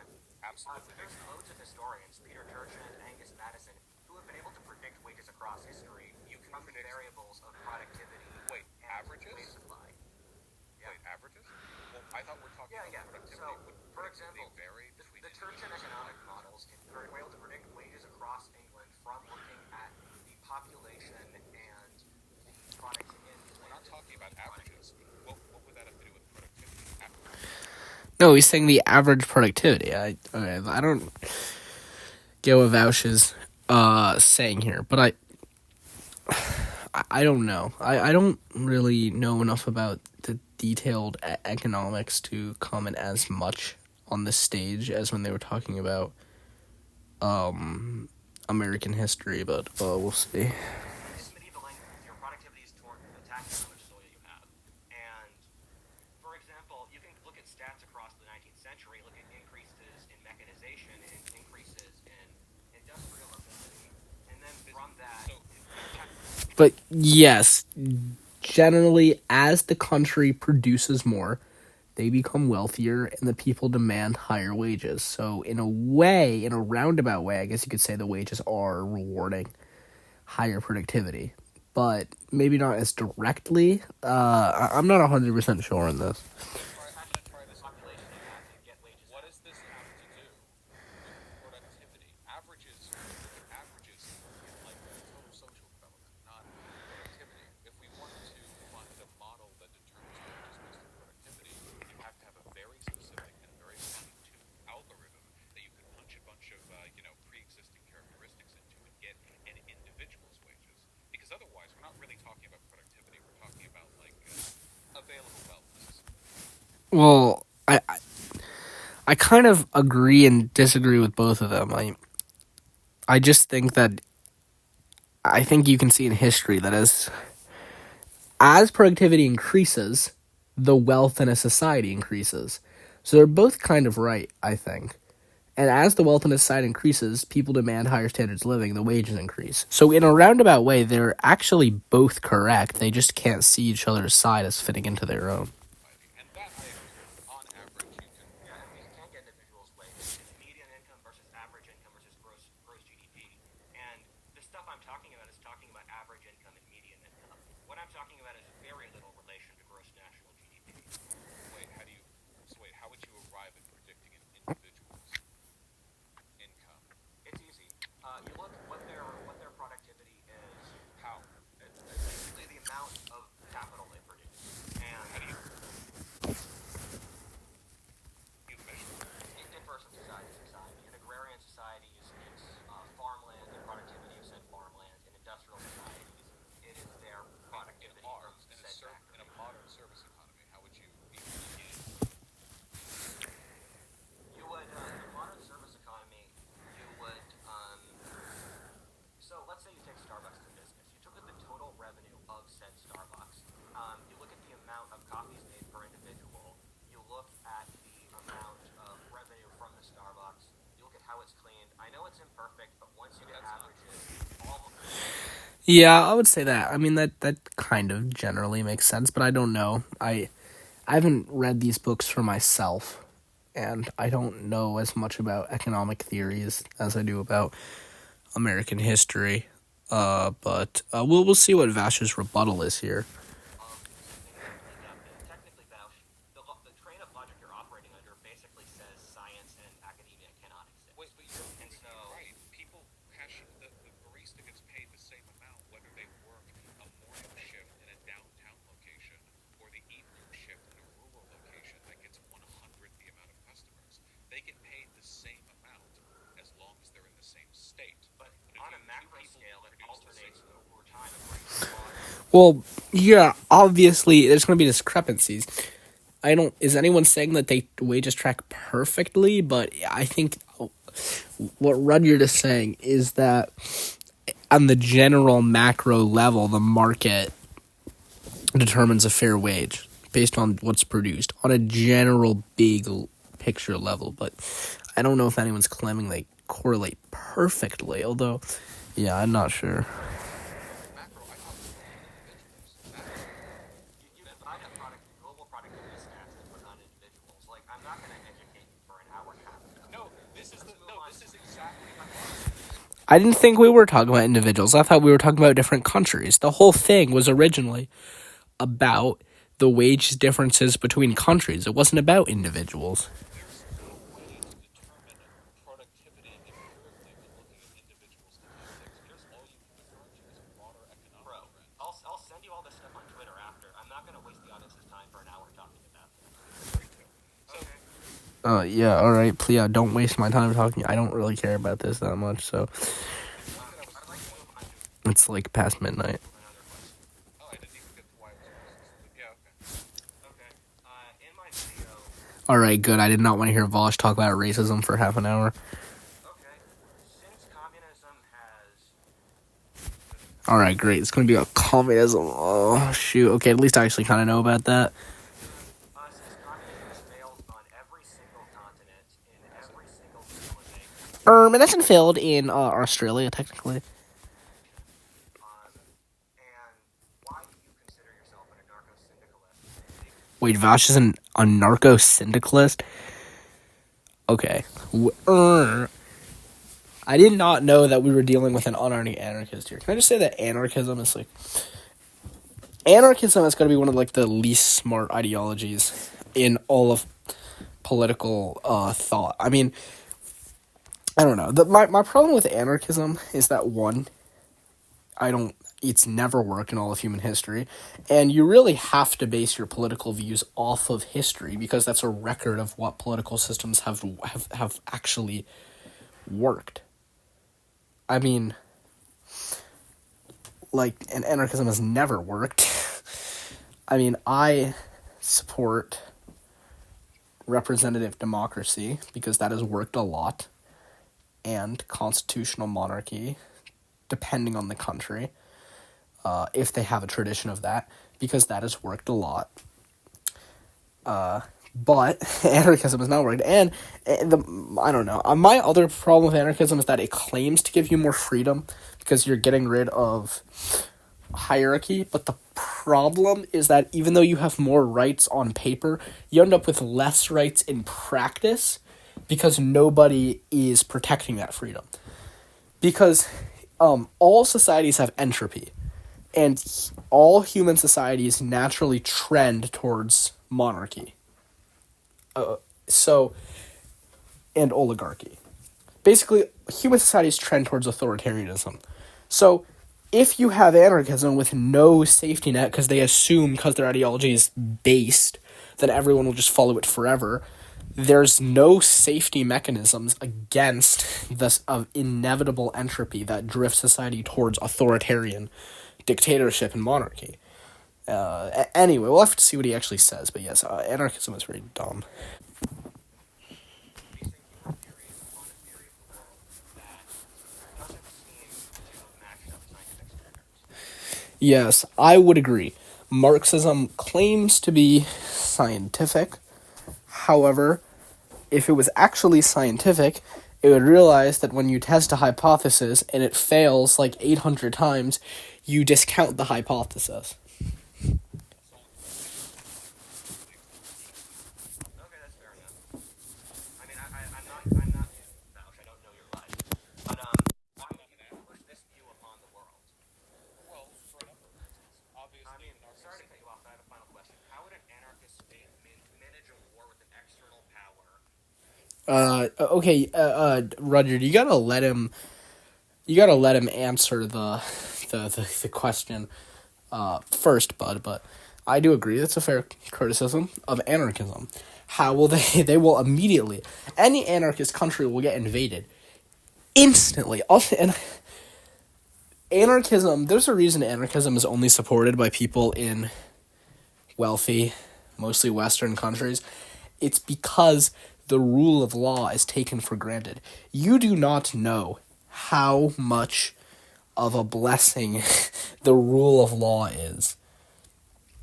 You do not know how much people who live in countries without consistent rule of law would envy you. You know, you want to go to an actual anarchist country, go to the Democratic Republic of the Congo. Go to Somalia. Because that's what happens to anarchism after 1 second. You can delete the government, but you can't delete tribal affiliations. You can't delete the natural human desire to conquer. I mean, you're just going to have some Napoleon rise up instantly, but it's going to be way faster because there's nothing to actually stop him. I mean, think about it. Take the United States. You could have someone rise up who's just a sociopathic conqueror. Unless he wants to make a rebellion in the US, which would almost definitely fail, he has to become president, where he has significant limits on his power. Even the current president, who is expanding executive power to almost the level of Andrew Jackson, there are limits. There are, just because of the country and the Constitution and the checks and balances, there are actually places where he can go too far and cross a line and be stopped. If there's anarchism, he makes his own line. You can't do that. Like, instead of being president, where you can pass stuff you don't like, but ultimately can't cross some lines, Trump would be a warlord who can just execute you. Or manage a financial. Actually, no. How would an anarchist state manage a war with an external foreign power? Let's say you're anarchist France or Germany invades. How do you get a military together and negotiate a foreign policy? I don't think anarchism can survive outside of a global model. I don't advocate for it unless you're... And why would a global model exist? Okay, again, then what's the point? This is the most, idealist, okay, again, it doesn't matter. Anarchism, okay, let's say the entire world is anarchist. Okay, humanity's cooked, by the way, because you're never, doing anything, you're never making factories in an anarchist country. There's no rule of law. You need property rights to have capitalism. And capitalism has been the only consistently productive economic system. Every other economic system has led to stagnation or failed. Communism has failed. Feudalism and mercantilism have led to stagnation for centuries. Capitalism is the only economic system which we've had so far that has actually led to an increase in the standard of living, not a stagnation or a reduction. Now, it has drawbacks. Of course it has drawbacks. I mean, I think Winston Churchill said it best. Democracy is the worst political system, besides from all the other ones we've tried. Well, if the world was ready to anarchism, and why would this highly ideal? Because I think that anarchism is the logical end state of a series of pre-existing social, economic, and political factors, which I do think are desirable in and of themselves. And then ideally, after those have sort of fermented across the world, you would have an opportunity for global anarchism. But I consider that a very distant, that's very much like a, rapture moment, ye off in the distance. Until then, I care mostly about the advocacy of anarchist principles. Okay, that is a based take by Vaush, even though I'm heavily opposed to said anarchist principles. The fact that he recognizes how unrealistic his globalism plan is and that he's just going to push the ideals of it is respectable, that's a more realistic mindset. If the society is a bit unreachable. So, what would examples of anarchist policies look like? Good question. Policies. Okay, a little bit of a contradiction there, but I get what you're referring to. So how would okay? Let me. No, policies in line with anarchist political beliefs. Yes. You as Vaush, as an individual, what are policies that you think will lead us towards said anarchist utopia? See, this is a more respectful, logical, chill, part of the debate. I'm enjoying this so far. I mean, this is just a solid question with a very, that's another thing in debates. If you want to have a good debate that leads to productive thought, you need to have questions that can be, if you want a definitive answer, you need to ask a question that can give you that definitive answer. Give me a list of anarchist policies. If you want to have more of a conversation, then ask a question with an open-ended answer. Like wages, or I mean that was less so, but you know what I mean. Like you got to ask the questions that give you the kind of debate you want. If you want basically grilling each other about your political justifications, ask something with an answer. If you want to have some high-minded conversation, ask an open-ended discussion.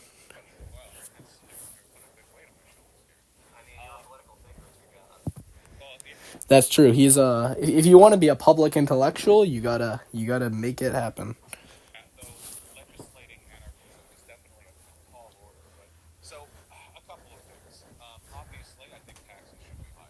I think the Oh wait, how is anarchism have taxes being higher? See, that doesn't really make sense. I mean, anarchism, as I understand it, is the abolition of government, or some would say just the abolition of hierarchy. I don't really see how taxes being higher would lead to anarchism, but we'll see if he justifies this. taxation, should be put towards a welfare state. I think that I just don't get how a welfare state. Wouldn't anarchist okay. I don't know. Wouldn't anarchist policies want less of a welfare state, want a smaller government? Maybe it's kind of admitting that for communism you need a government. fear regulatory penalties to be placed on financial markets and higher specific taxes on wealthy. So again, I don't see how bigger government means more anarchism. But so far Rudyard is not responding. Capital gains, and I think a sort of financial easing into market socialism would be something that I Okay. Oh yeah, market socialism. It's very interesting. I've heard it said a few times. I'm not entirely sure what it means. We'll see if he explains it. From my small understanding, I think market socialism is like you still have markets, but all the products are produced by worker-owned property, which I don't think that would work very well, personally, because, one, show me precedent. First thing you ask for opposing political ideology, show me a precedent where this has worked. Humans have been around for a while. If it hasn't been successfully done by this point, it probably doesn't have that much merit. Or, I mean, it might still work, but, I mean, you're going to dedicate your whole country to something that has never been tested before. But, I mean, yeah, I don't know, because it's not like a free market. It'd be like a weird regulated Soviet market where there are grocery stores, but everything is like mandated price, and it's like not really a true market. I don't know. Well, I hope he expands on this because I'm curious about this idea. that I find ideal. The idea being you eliminate the bourgeois as a class, you ensure that industry is Okay, why would you eliminate the bourgeoisie as a class? The bourgeoisie, or the the middle class, the burghers in English. That's where the burg suffix on towns is from. That's the most productive class. That's like the best class in society. That's the class that gives you capitalism and democracy. If you want, I mean, democracy was basically born out of the middle class. Because rich people who weren't nobility wanted a voice in government. That's what the point of English democracy was. It was for rich non-nobles to influence the king. I mean, the middle class is... Okay, whatever. I don't get why he's so against the middle class. I mean, the middle class is pretty good. In America, it's the heavy majority of the population. I think the middle class is a pretty good class. If you're going to pick a major class for your society, I think a middle class is pretty good to aim for. I mean, all of the most developed countries in the world are majority middle class. collectively by the proletariat, nationalize a few industries in the name of a few, a little bit of a takeover, that kind of stuff. Obviously very complicated long term. Such as What industry would you like to nationalize? the pharmaceutical industry is a big all right, that's kind of fair. If I had to pick, I do support capitalism, obviously, but if I had to pick one industry to nationalize, it might be the pharmaceuticals. Those prices are just, you cannot justify those prices. But, I don't really think that the proletariat is one unified entity. I mean, Marxists have been saying for literal centuries by this point that the proletariat, the lower classes, the working class, is going to eventually get unity based on their class. But it's never happened. It really hasn't happened in a way that's been successful, where the lower class has come together, because ultimately humans are irrational. Even if it's rational to do so, people care about things before their material conditions. People care about religion, ethnicity, their cultural group, their family. I mean, there might be working class Catholics who feel more of an allegiance with middle class Catholics than working class Muslims. That's just a random example. I don't know if that situation has ever existed. Maybe in Michigan or something, but you know what I'm saying. I don't know if the proletariat is ready to unite just yet. I think you can make a really strong Honestly, I agree with that. I think government should control health. I agree. Even though I support capitalism, I do support public health care, because it's kind of like the people taking care of their own. There is, as was seen in Germany originally, there is a strong conservative argument for government health care. It's like the people taking care of their own coronation. I mean, there is a nationalist argument for public health care. There's a lot of arguments you can make for public health care, but it's probably the right way to go. I mean, every developed country has it except the U.S. And I mean, it's not great in most countries. Like, the Canadian healthcare system kind of sucks, but I think it's still better. And I would rather have kind of sucks over awful. also a massive takeover of local transit. Okay, yeah. Yeah. Absolutely. The transit in America is not good. And I mean, we don't need transit in a lot of our land, because most of our land is not densely populated. But there are pieces of America now that are like as densely populated as Western Europe, but with like one tenth of the infrastructure. Like, imagine if there was a bunch of train lines going from Washington, D.C. to Boston. That area is like as densely populated as Belgium or France, maybe even more. Or California, like all the way up from San Diego to San Francisco, there is a chain of towns that just have nothing connecting them except highway. It's bad for the environment. It's very bad for the environment. It's bad for productivity, as they were yapping about earlier.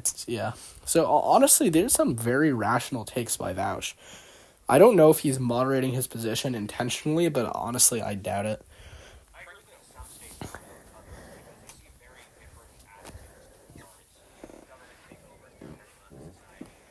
Yes, I said I supported public health care. I do broadly, but my specific plan for America would be to have each state actually run its own healthcare system.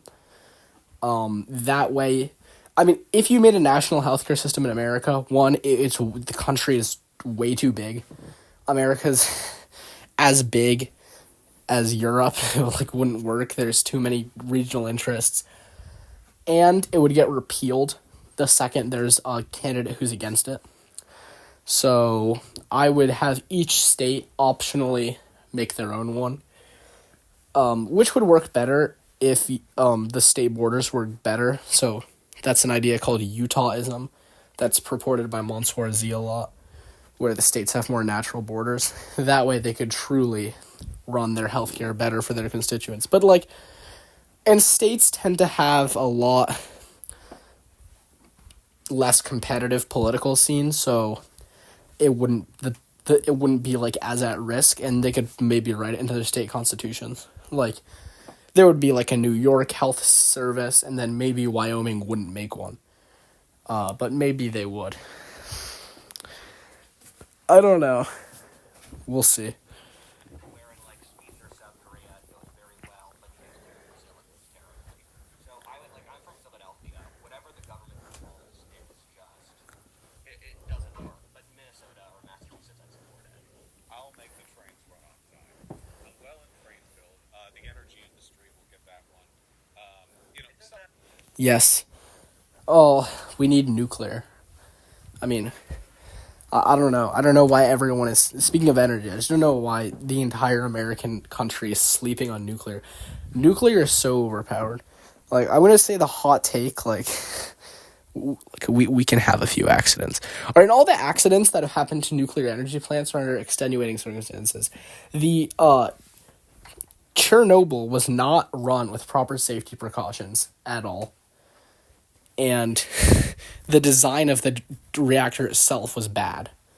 Fukushima was hit by a tsunami, if I remember correctly. 3 Mile Island was just due to Americans being stupid. And that was averted. I mean, nuclear is just so much better than renewables. And obviously fossil fuels, that even needs to be said. I mean, nuclear is technically not renewable, but it's practically renewable. Because... the amount of uranium, like the uranium to power ratio that you're creating, it makes it practically infinite. And I don't know, we'll probably have more sources, because I do think that we'll have colonized the entire solar system in the next 1,000 years.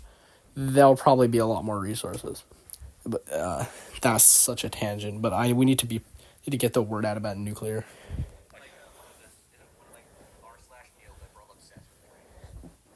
Yeah, we don't accept them. The lefties are more obsessed with trains. We like it.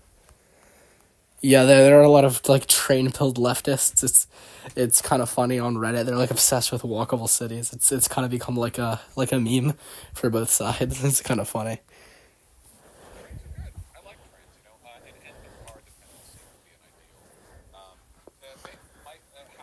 My basic goal would be nationalized industries that have inelastic demand and worker control for everything else, and unions for workers within government enterprises. Well, it depends a lot if the unions are corrupt or not. I mean, in Philadelphia, the unions were infamously corrupt. In a lot of the Northeast, the unions were run by the mafia. I think the unions still are corrupt in a lot of places. So, I mean, unions can be good and bad. I don't think they should be painted entirely as either.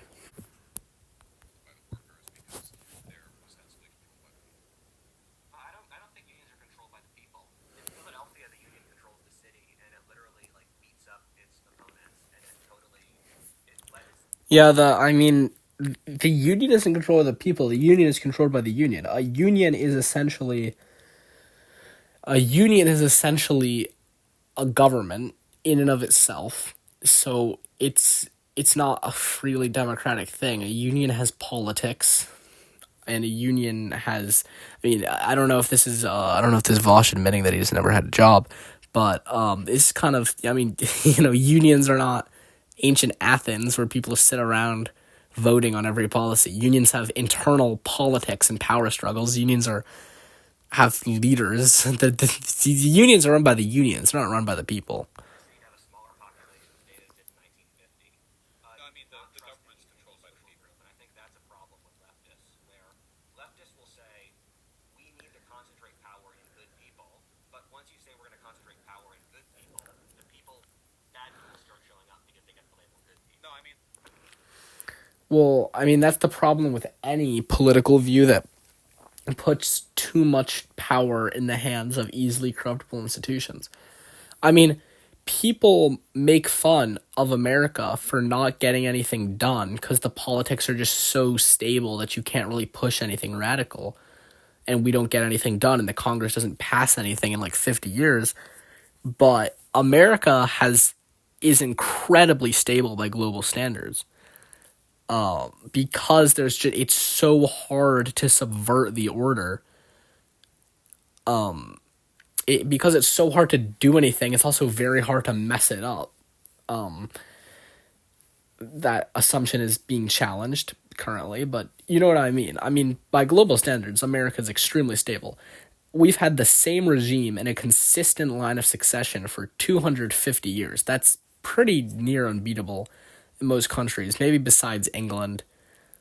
And we're America is a product of England, so it kind of makes sense that we would have that similar. But I mean, we've had one civil war, 4 assassinations, and like a few rebellions that were all very small. We've had, I mean, one civil war, 4 assassinations is pretty good in 250 years. The government's controlled by the people. The union's only ever Is the government controlled by the people? I said ostensibly. I mean, even ostensibly, I don't think the government's controlled by the people. The government's controlled by the government. The government's controlled by our representatives. I mean, you could say America, but like, how do you factor that in with the vast majority of governments across history being autocracies run by a kind of ruling class, like a nobility, like a secret police, like a priest class, and how do you do that with every single leftist country, with the exception of countries like Sweden per se, aren't What leftist countries? almost every leftist country does end up autocratic. Well, again, human societies trend towards autocracy and authoritarianism. If you have an ideology that is very idealist and rests its view on its own inherent goodness with no chance of corruption, then it will become corrupted far easier. You know, like, it's kind of like an absolute monarchy. All your trust is in one person. As soon as the king is stupid, your country's cooked. Or direct democracy. As soon as you're just trusting the mob that they'll make the right decision. But I mean, pure direct democracy is horribly oppressive, because you could have a majority, a group with a slight majority just trample on the rights of a minority. That's why you need a constitution. Why would giving the government more power mean it maintains being in the hands of the people? Well, like, what am I being compared here? You're being compared to every single. Tell me what you are. Tell me what country you'd like to copy across Well, time. I don't want to copy any countries. I'm not even a statist. If you're But I not don't copying think they're- countries, then you're shooting in the dark. Yes, I would have to agree with Rudyard here. If you're not, as I said, if you're not basing it off historical precedent, you have no idea at all if what you're saying is going to work. It might work. I mean, there was a point where having a democratic republic was a new thing, but they had no idea it was going to work, and it almost didn't. America, right after the revolution, seemed like it might break apart. I mean, they were shooting in the dark. They didn't know if this system was going to work. Sometimes it works, like representative democracy in a republic worked. And even then, they weren't completely shooting in the dark. America is fundamentally based off of England. We basically just copied England, but we changed Parliament to Congress and replaced we just got rid of the king, and replaced the Prime Minister with President. And then sometimes it doesn't work. Like, communist countries usually don't work. I mean, not even usually. They pretty much never work. I mean, there's a state in India that's communist, I think. And then there's I think Nepal was communist for a while. That were like, those are the democratically elected communist countries I can think of. The countries that were overthrown to be communist have not worked. I mean, China they claim to be communist, but they embraced capitalism, basically. They're more culturally communist. Russia became an oligarchy, whatever they are now, not communist at least. Laos, I don't know enough about Laos. North Korea is a pariah state that has a GDP of like $2. Cuba allowed private property, and they're slowly liberalizing. Although, yeah, I think you could give Cuba as a somewhat successful example. Even then, though, they weren't exactly like cooking; they were just not collapsing. No, because we see policies that we know might work, and we can isolate them and How do take you know a they look at might an work? application. You know, Because let me tell you a story. wait. Because you can take a look at isolated policies where they function in a given city, or in a given state, or in a given district, and you can try to determine the effect they'll have in a broader. And if we The problem is you can't just combine those and think that they'll all work in unison. And you also, it's very inherent. No political ideology will work for the whole world. You know, I mean, humans in different parts of the world have different beliefs and want to be governed by different things. The only truly global ideology is the kingdom of heaven. I mean, in terms of human governance, different cultures will not want the same human rule. So a global ideology wouldn't really work unless there was some homogenization of culture, which seems difficult because new cultures would probably just form anyway. So ideology is incredibly context dependent. I would never push my beliefs on a country that wasn't ready for them.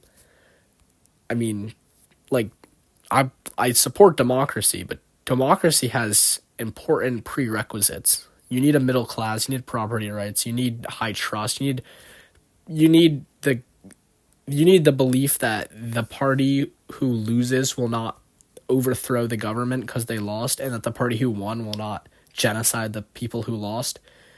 So you can't force democracy on countries that don't have that because it will fail. Those countries, I would try to put a more like monarchist system until they can develop, until they're ready for a democracy. But some countries just don't really want democracy, and that's okay because one ideology can't govern every single country. Every single country has different needs.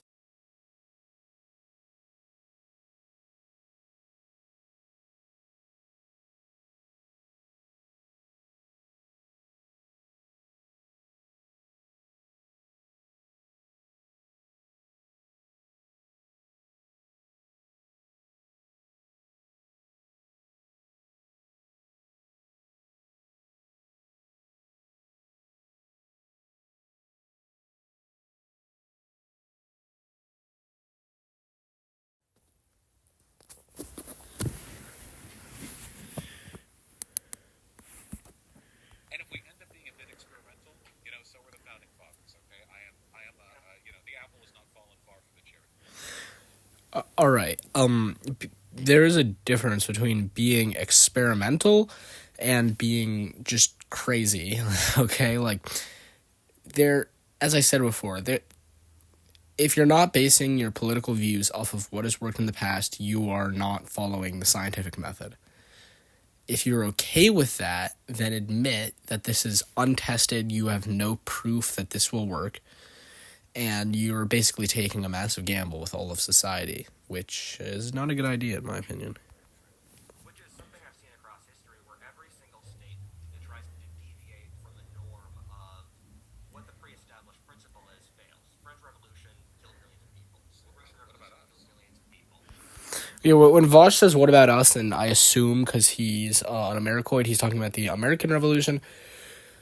The French Revolution and the American Revolution were not similar. Okay, they're both called revolution, but that is such a broad term. And honestly, I think the American Revolution really should not be considered a revolution because what the French Revolution did and what most so-called revolutions do is revolutionarily, meaning extremely change society. You overthrow society and you are destroying the society and rebuilding a new one in a new image. And that's what France attempted to do, and it failed because you're getting rid of all of the traditions that have kept your nation powerful for hundreds of years. Because you can criticize traditions, but traditions are just by definition what has worked for a very long time. So you need some traditions to anchor your society.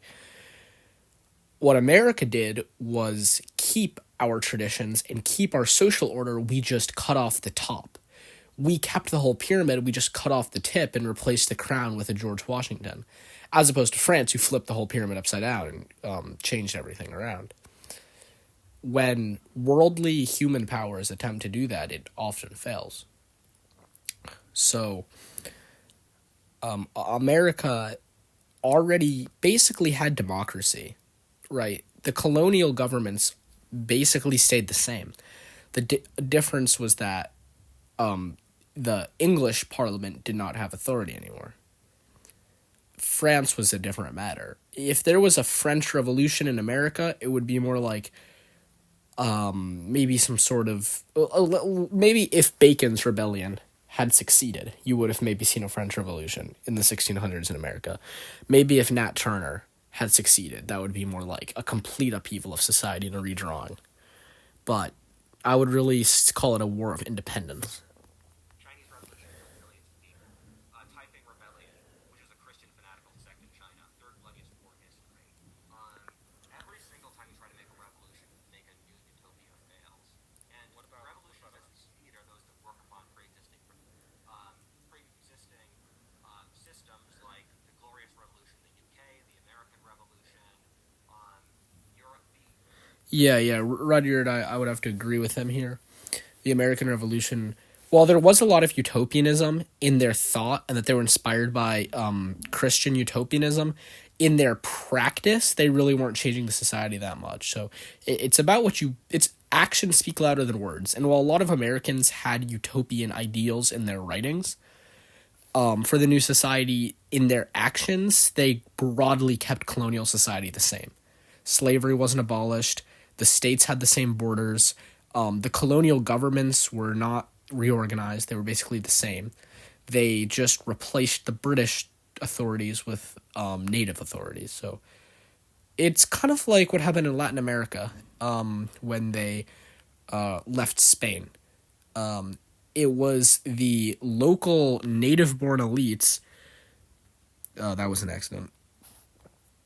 It was the local native-born elites just replacing the Peninsulares.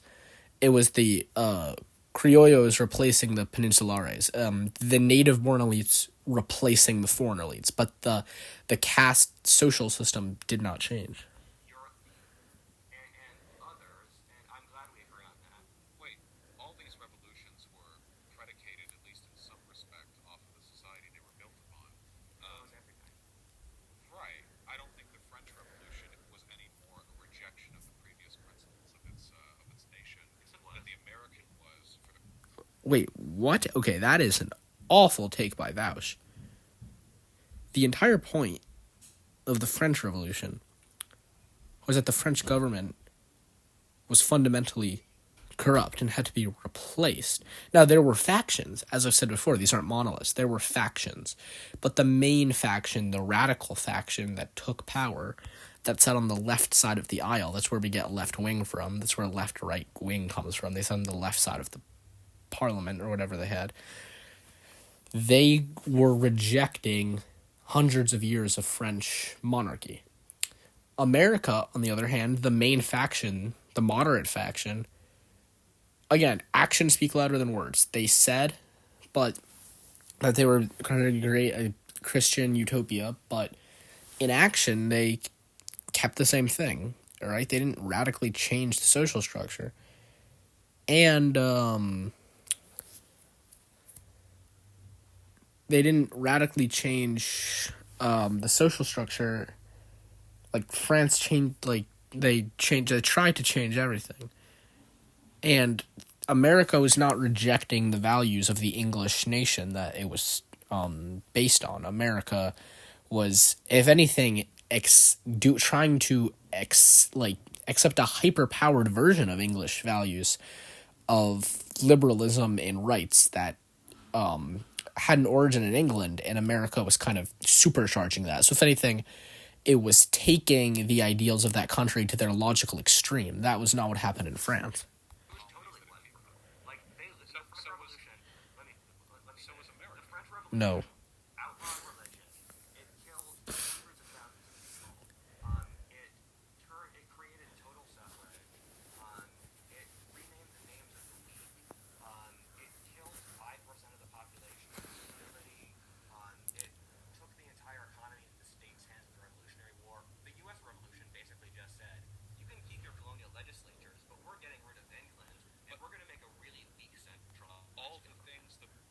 Yes, that is accurate from your. Vaush is not cooking. We'll see what he says. French Revolution did were based on Enlightenment principles, which was the ideological history of the American Revolution. I agree. That's my point. Yeah, I think. Okay, again, it doesn't matter. Actions speak louder than words. I'll just say that. And they were based off of different ideas. Based on different ideas. Fundamentally, one was saying one was saying we deserve to fulfill our rights, and another was saying we are getting rid of the whole system. And one was saying we deserve to be at a higher level, the same as you, and one was saying we are destroying the system of levels and building a new one.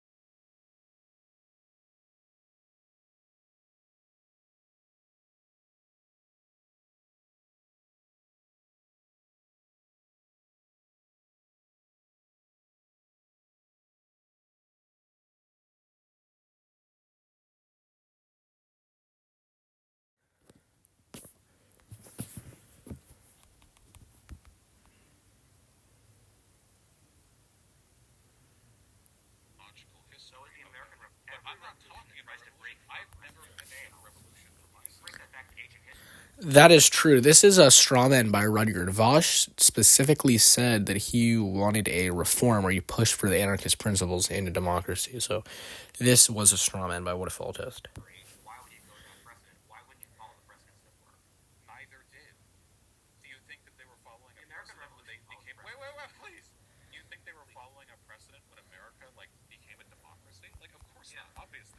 Well, they were following a precedent. They based it off the Roman Republic. Republics had existed. And not to mention, again, democracy existed in the United States. The colonial legislatures had their own democracies. The new thing was allying them in a confederacy and later a federation. And they lived right next to an example of a confederacy, the Iroquois Confederacy.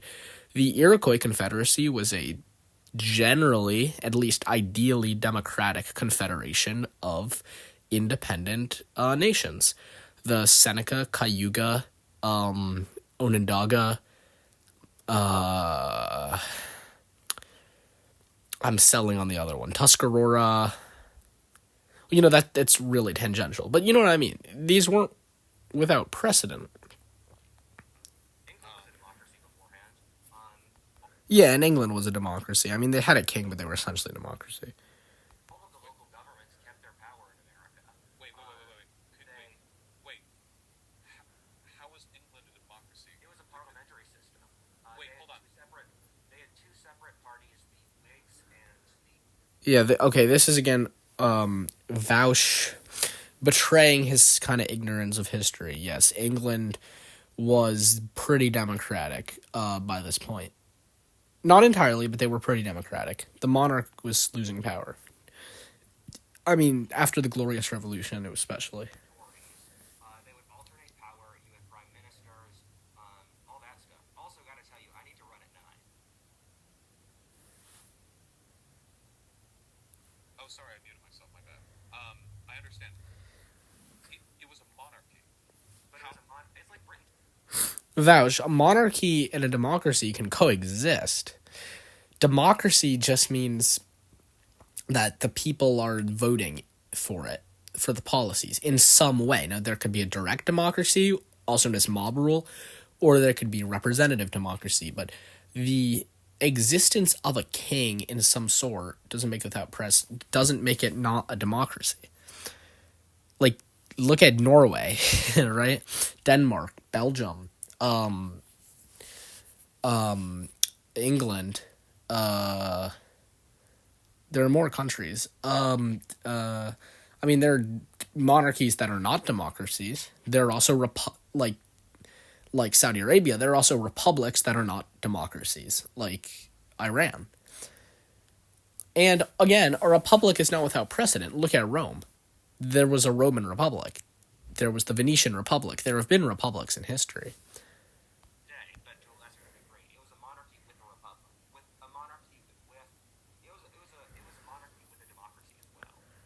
The Americans just couldn't vote and said democracy because the Americans were treated under the British system like they were a subject nation that Britain conquered like India, but at the same time, the Americans said that they were Englishmen and thus deserved to get voting rights.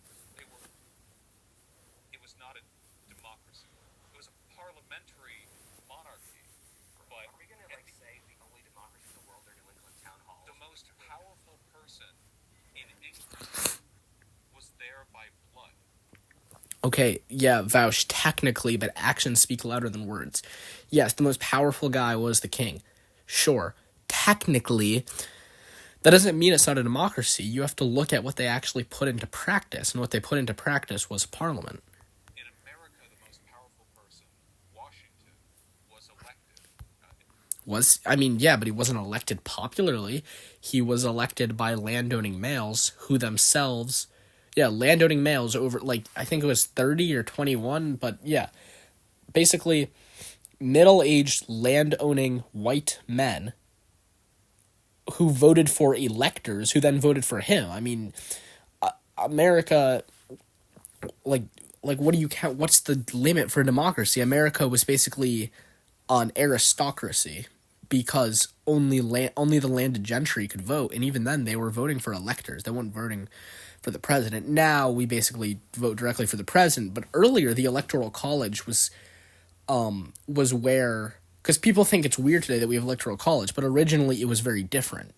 Originally the electoral college was you vote for a guy you think is smart, and he's gonna go debate with the other electors, and they're gonna pick who their state is going for in this convention. Now that's not what happens anymore, but that's what the electoral college was designed for, where it's not really true democracy because they didn't want a true democracy. But yeah, it's where it wasn't everyone voting and Washington is great. It was land-owning white middle-aged men picking guys they thought were cool, and then said guys deciding for Washington, and the same until around the 1820s.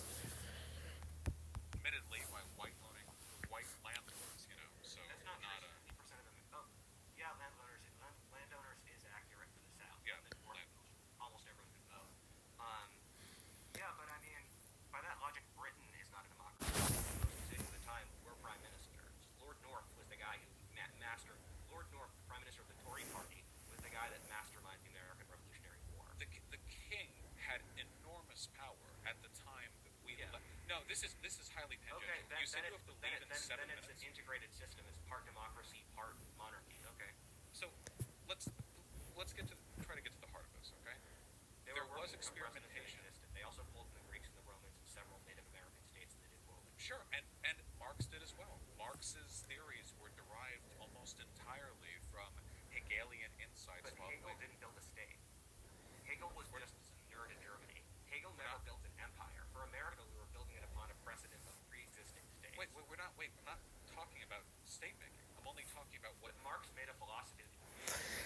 Okay, well, I mean, you're kind of talking about the philosophy of how you run a country, but it's different. A precedent, okay, Marx was drawing on philosophical precedents of different philosophers, and the Americans were drawing on actual precedents of different countries. There is a difference.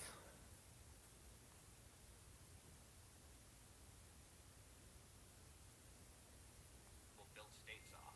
The Marxist Bible, basically Das Kapital, is them using a philosopher's view to construct an entire civilization. Okay. Whenever that happens, it fails. Okay, I don't think they really did much with Marx's theories to build the USSR. They literally had classes in the Soviet Union and China. I have Chinese friends. They studied Marxist texts in school. And Well, yes, they were inspired by Marxism, but it did, I think, get co-opted into a kind of dictatorial nationalism for these different countries.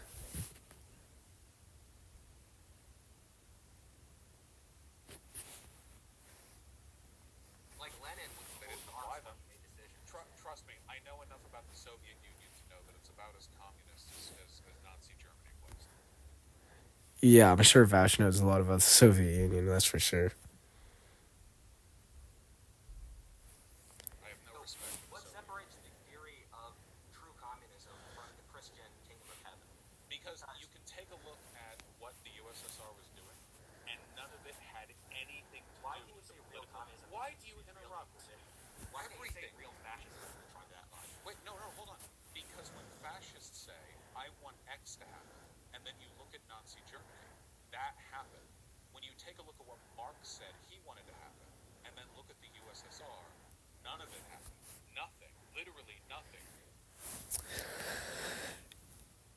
Fair, but I would say that failure is the natural consequence of what happens when you try to implement, and the fact that fascism successfully achieved it shows that fascism is probably a more realistic ideology than communism, despite, them both being pretty bad.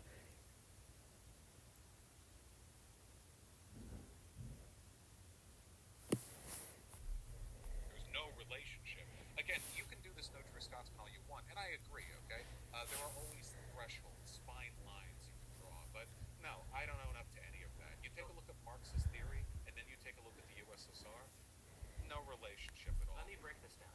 Communism has been tried in many, many, No, it many hasn't. different forms. It was tried It's been attempted a lot. Okay, Vaush, and every time it's been attempted, it has turned into a nationalistic dictatorship. But let's just say you attempt it, your so-called true communism, where everyone, this would not happen. Let's say everyone gets together and agrees that they're just going to share everything perfectly to Marxist theory. That will be even worse than the Soviet Union, because that will be a third world state, because Marx wanted the state to wither away after the dictatorship of the proletariat has brought communism. It will just become a goofy country. That will not work, because humans fundamentally, on that large of a scale of an entire nation, let alone an entire planet, cannot keep a system that dependent on different social gears working perfectly running.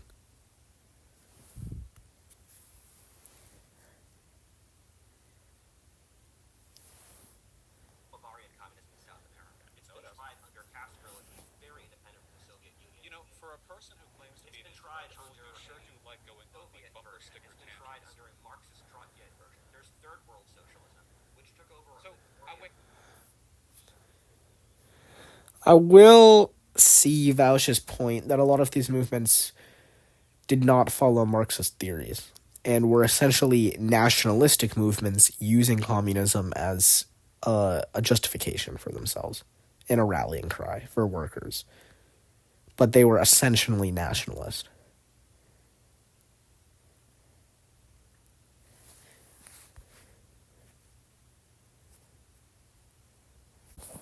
Wait, I have to ask sincerely. Given we have so little time to talk, is there a reason why you're filibustering? Reading Marx Oh, shut up, man. Okay, just let Vaush talk, even if what he's saying is stupid. and then reading this text, treating it as a Bible, and then trying their own thing. In each different case, Whatifalthist, fail. I have to ask, are you filibustering because you have 4 minutes left? As impossible. So, If what let me if... just finish. Let me finish one quick. No, wait. We're 4 minutes till you have to go, which you announced 3 minutes ago, and you're filibustering with something that has nothing to do with anything I've talked about. Okay. This is... Well, it has a lot to do with what he's talking about, but I do agree. Just, let Vaush say his stupid opinions, and people will realize they're stupid. Never interrupt your enemy when he's making a mistake. Your response to every point you don't have an answer to. You run off to the next thing, or you say indignantly. You sound indignantly like, well, I've already answered that by not answering it. You're not engaging. Okay, don't do this in a debate. He's questioning the good faith of the opponent. This is not a good idea. Engaging with the thing that I'm This is saying. all stuff you've done in your past debates, bro. You're just Past saying, debates? Yeah. Come on. You can't be mad about how this one is going, so pretend that you have some kind of history of my behavior to call upon. We talked privately before this convo. You were fine and civil. Now you're here filibustering. What's changed? Nothing but your what nerves. changed the precedent all right, bro. Like, again, you're just getting...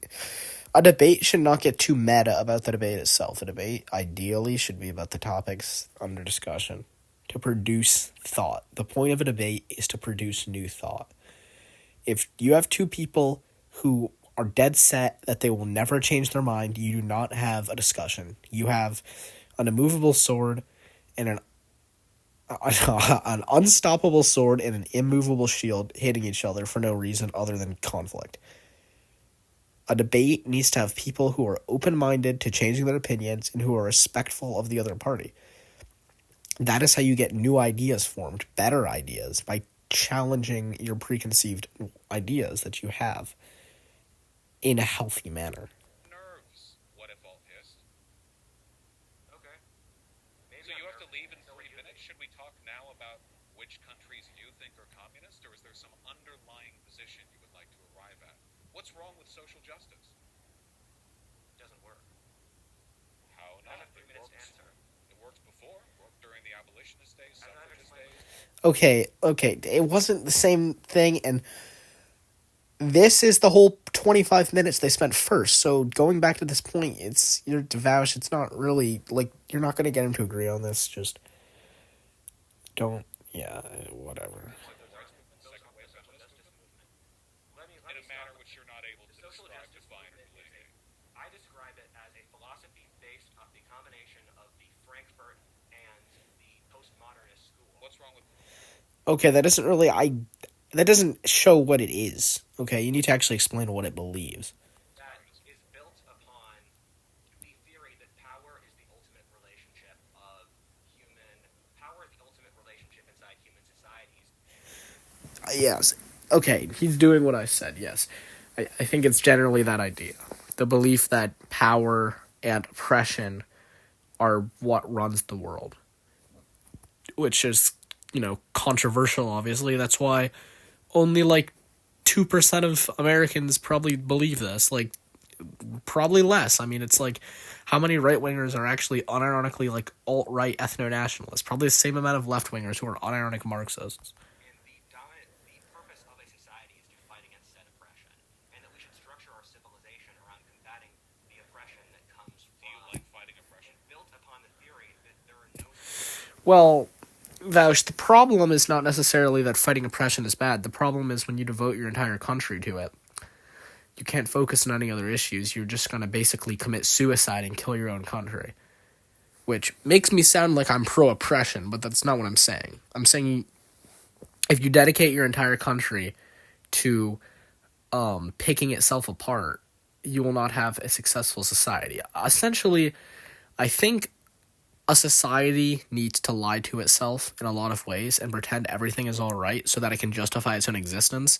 And if a society is too obsessed with breaking through that, yes, you will have a society with more truth, ideally, but you will also have a society that has killed itself, a society that has realized its shame and then has pulled the trigger. social relationships outside power. So you think that we should fight oppression? And also, they don't claim there are no But social I think we relations should outside power. I think we should be critical and intelligent about it rather than just trying to slide everyone into a black or white worldview based on whether or not they fight oppression. Wait, hold on. You think postmodernism, the philosophy around believing there's no objective truth or narrative, slides people into black or white sides? Pretty good gotcha by Vaush. Gotta give it to him. Yeah, that's obvious. That's obvious to anyone who's looking at this critically. Wait, so it's an ideology which rejects empirical truth and encourages a multifaceted approach towards social analysis. There's balance But to everything. also, you think The people who say, look, the way people often work is that they put on a facade and they're really the opposite. And social Oh, justice I did see. that. It put They on a got me with that facade. It put on a facade of what its dominant. They put on a facade, and then through that facade, it basically allowed itself to do the exact opposite. I would somewhat agree, and that the movement is saying that there's no objective truth and everything needs to be questioned, except that equality is good and, being nice is good. It won't question that. It claims to believe that there are no objective truths while also believing that equality is an objectively good thing, which is based off Christianity, underlying, but they won't acknowledge it. They've duped Because they me. thought they were rid of it, and that's the case with all humans. We all need to achieve balance, and so when we say one thing too loudly, we're probably going to end up doing the other. I need to get going, but do you have any last statements, man? So they do one thing then the other, and their ideology says one thing, but they act the other way because source trust me and because they're two-faced. Yeah. I mean, So your response. I have a minute left to response answer, so I can't give you a good answer. The theory of postmodernism is that they're lying. You would need to break that down, but I don't have time, so take care. All right, have a good one. All right, guys, so that was the debate, I have to say. It was a very bad debate. They really should have gotten a moderator. Who do I think is the winner? Now, I think if we're going by winner as who got their point across the best and probably convinced the most people, Vaush was the obvious winner. If we're going by winner of who I think said the most true things as a percentage, Whatifalthist was the winner. Whatifalthist generally made the better points, but Vaush definitely communicated them better. So yeah, that was the video. Like, subscribe. I doubt anyone watched this far, especially given the bad audio quality. If you did watch this far, as an Easter egg, comment "I watched" to the very end at the bottom, and I'll give you a heart. And if you join the Discord, you'll get a special role that says "I watched very far." So join the Discord. God loves you, remember, and good night.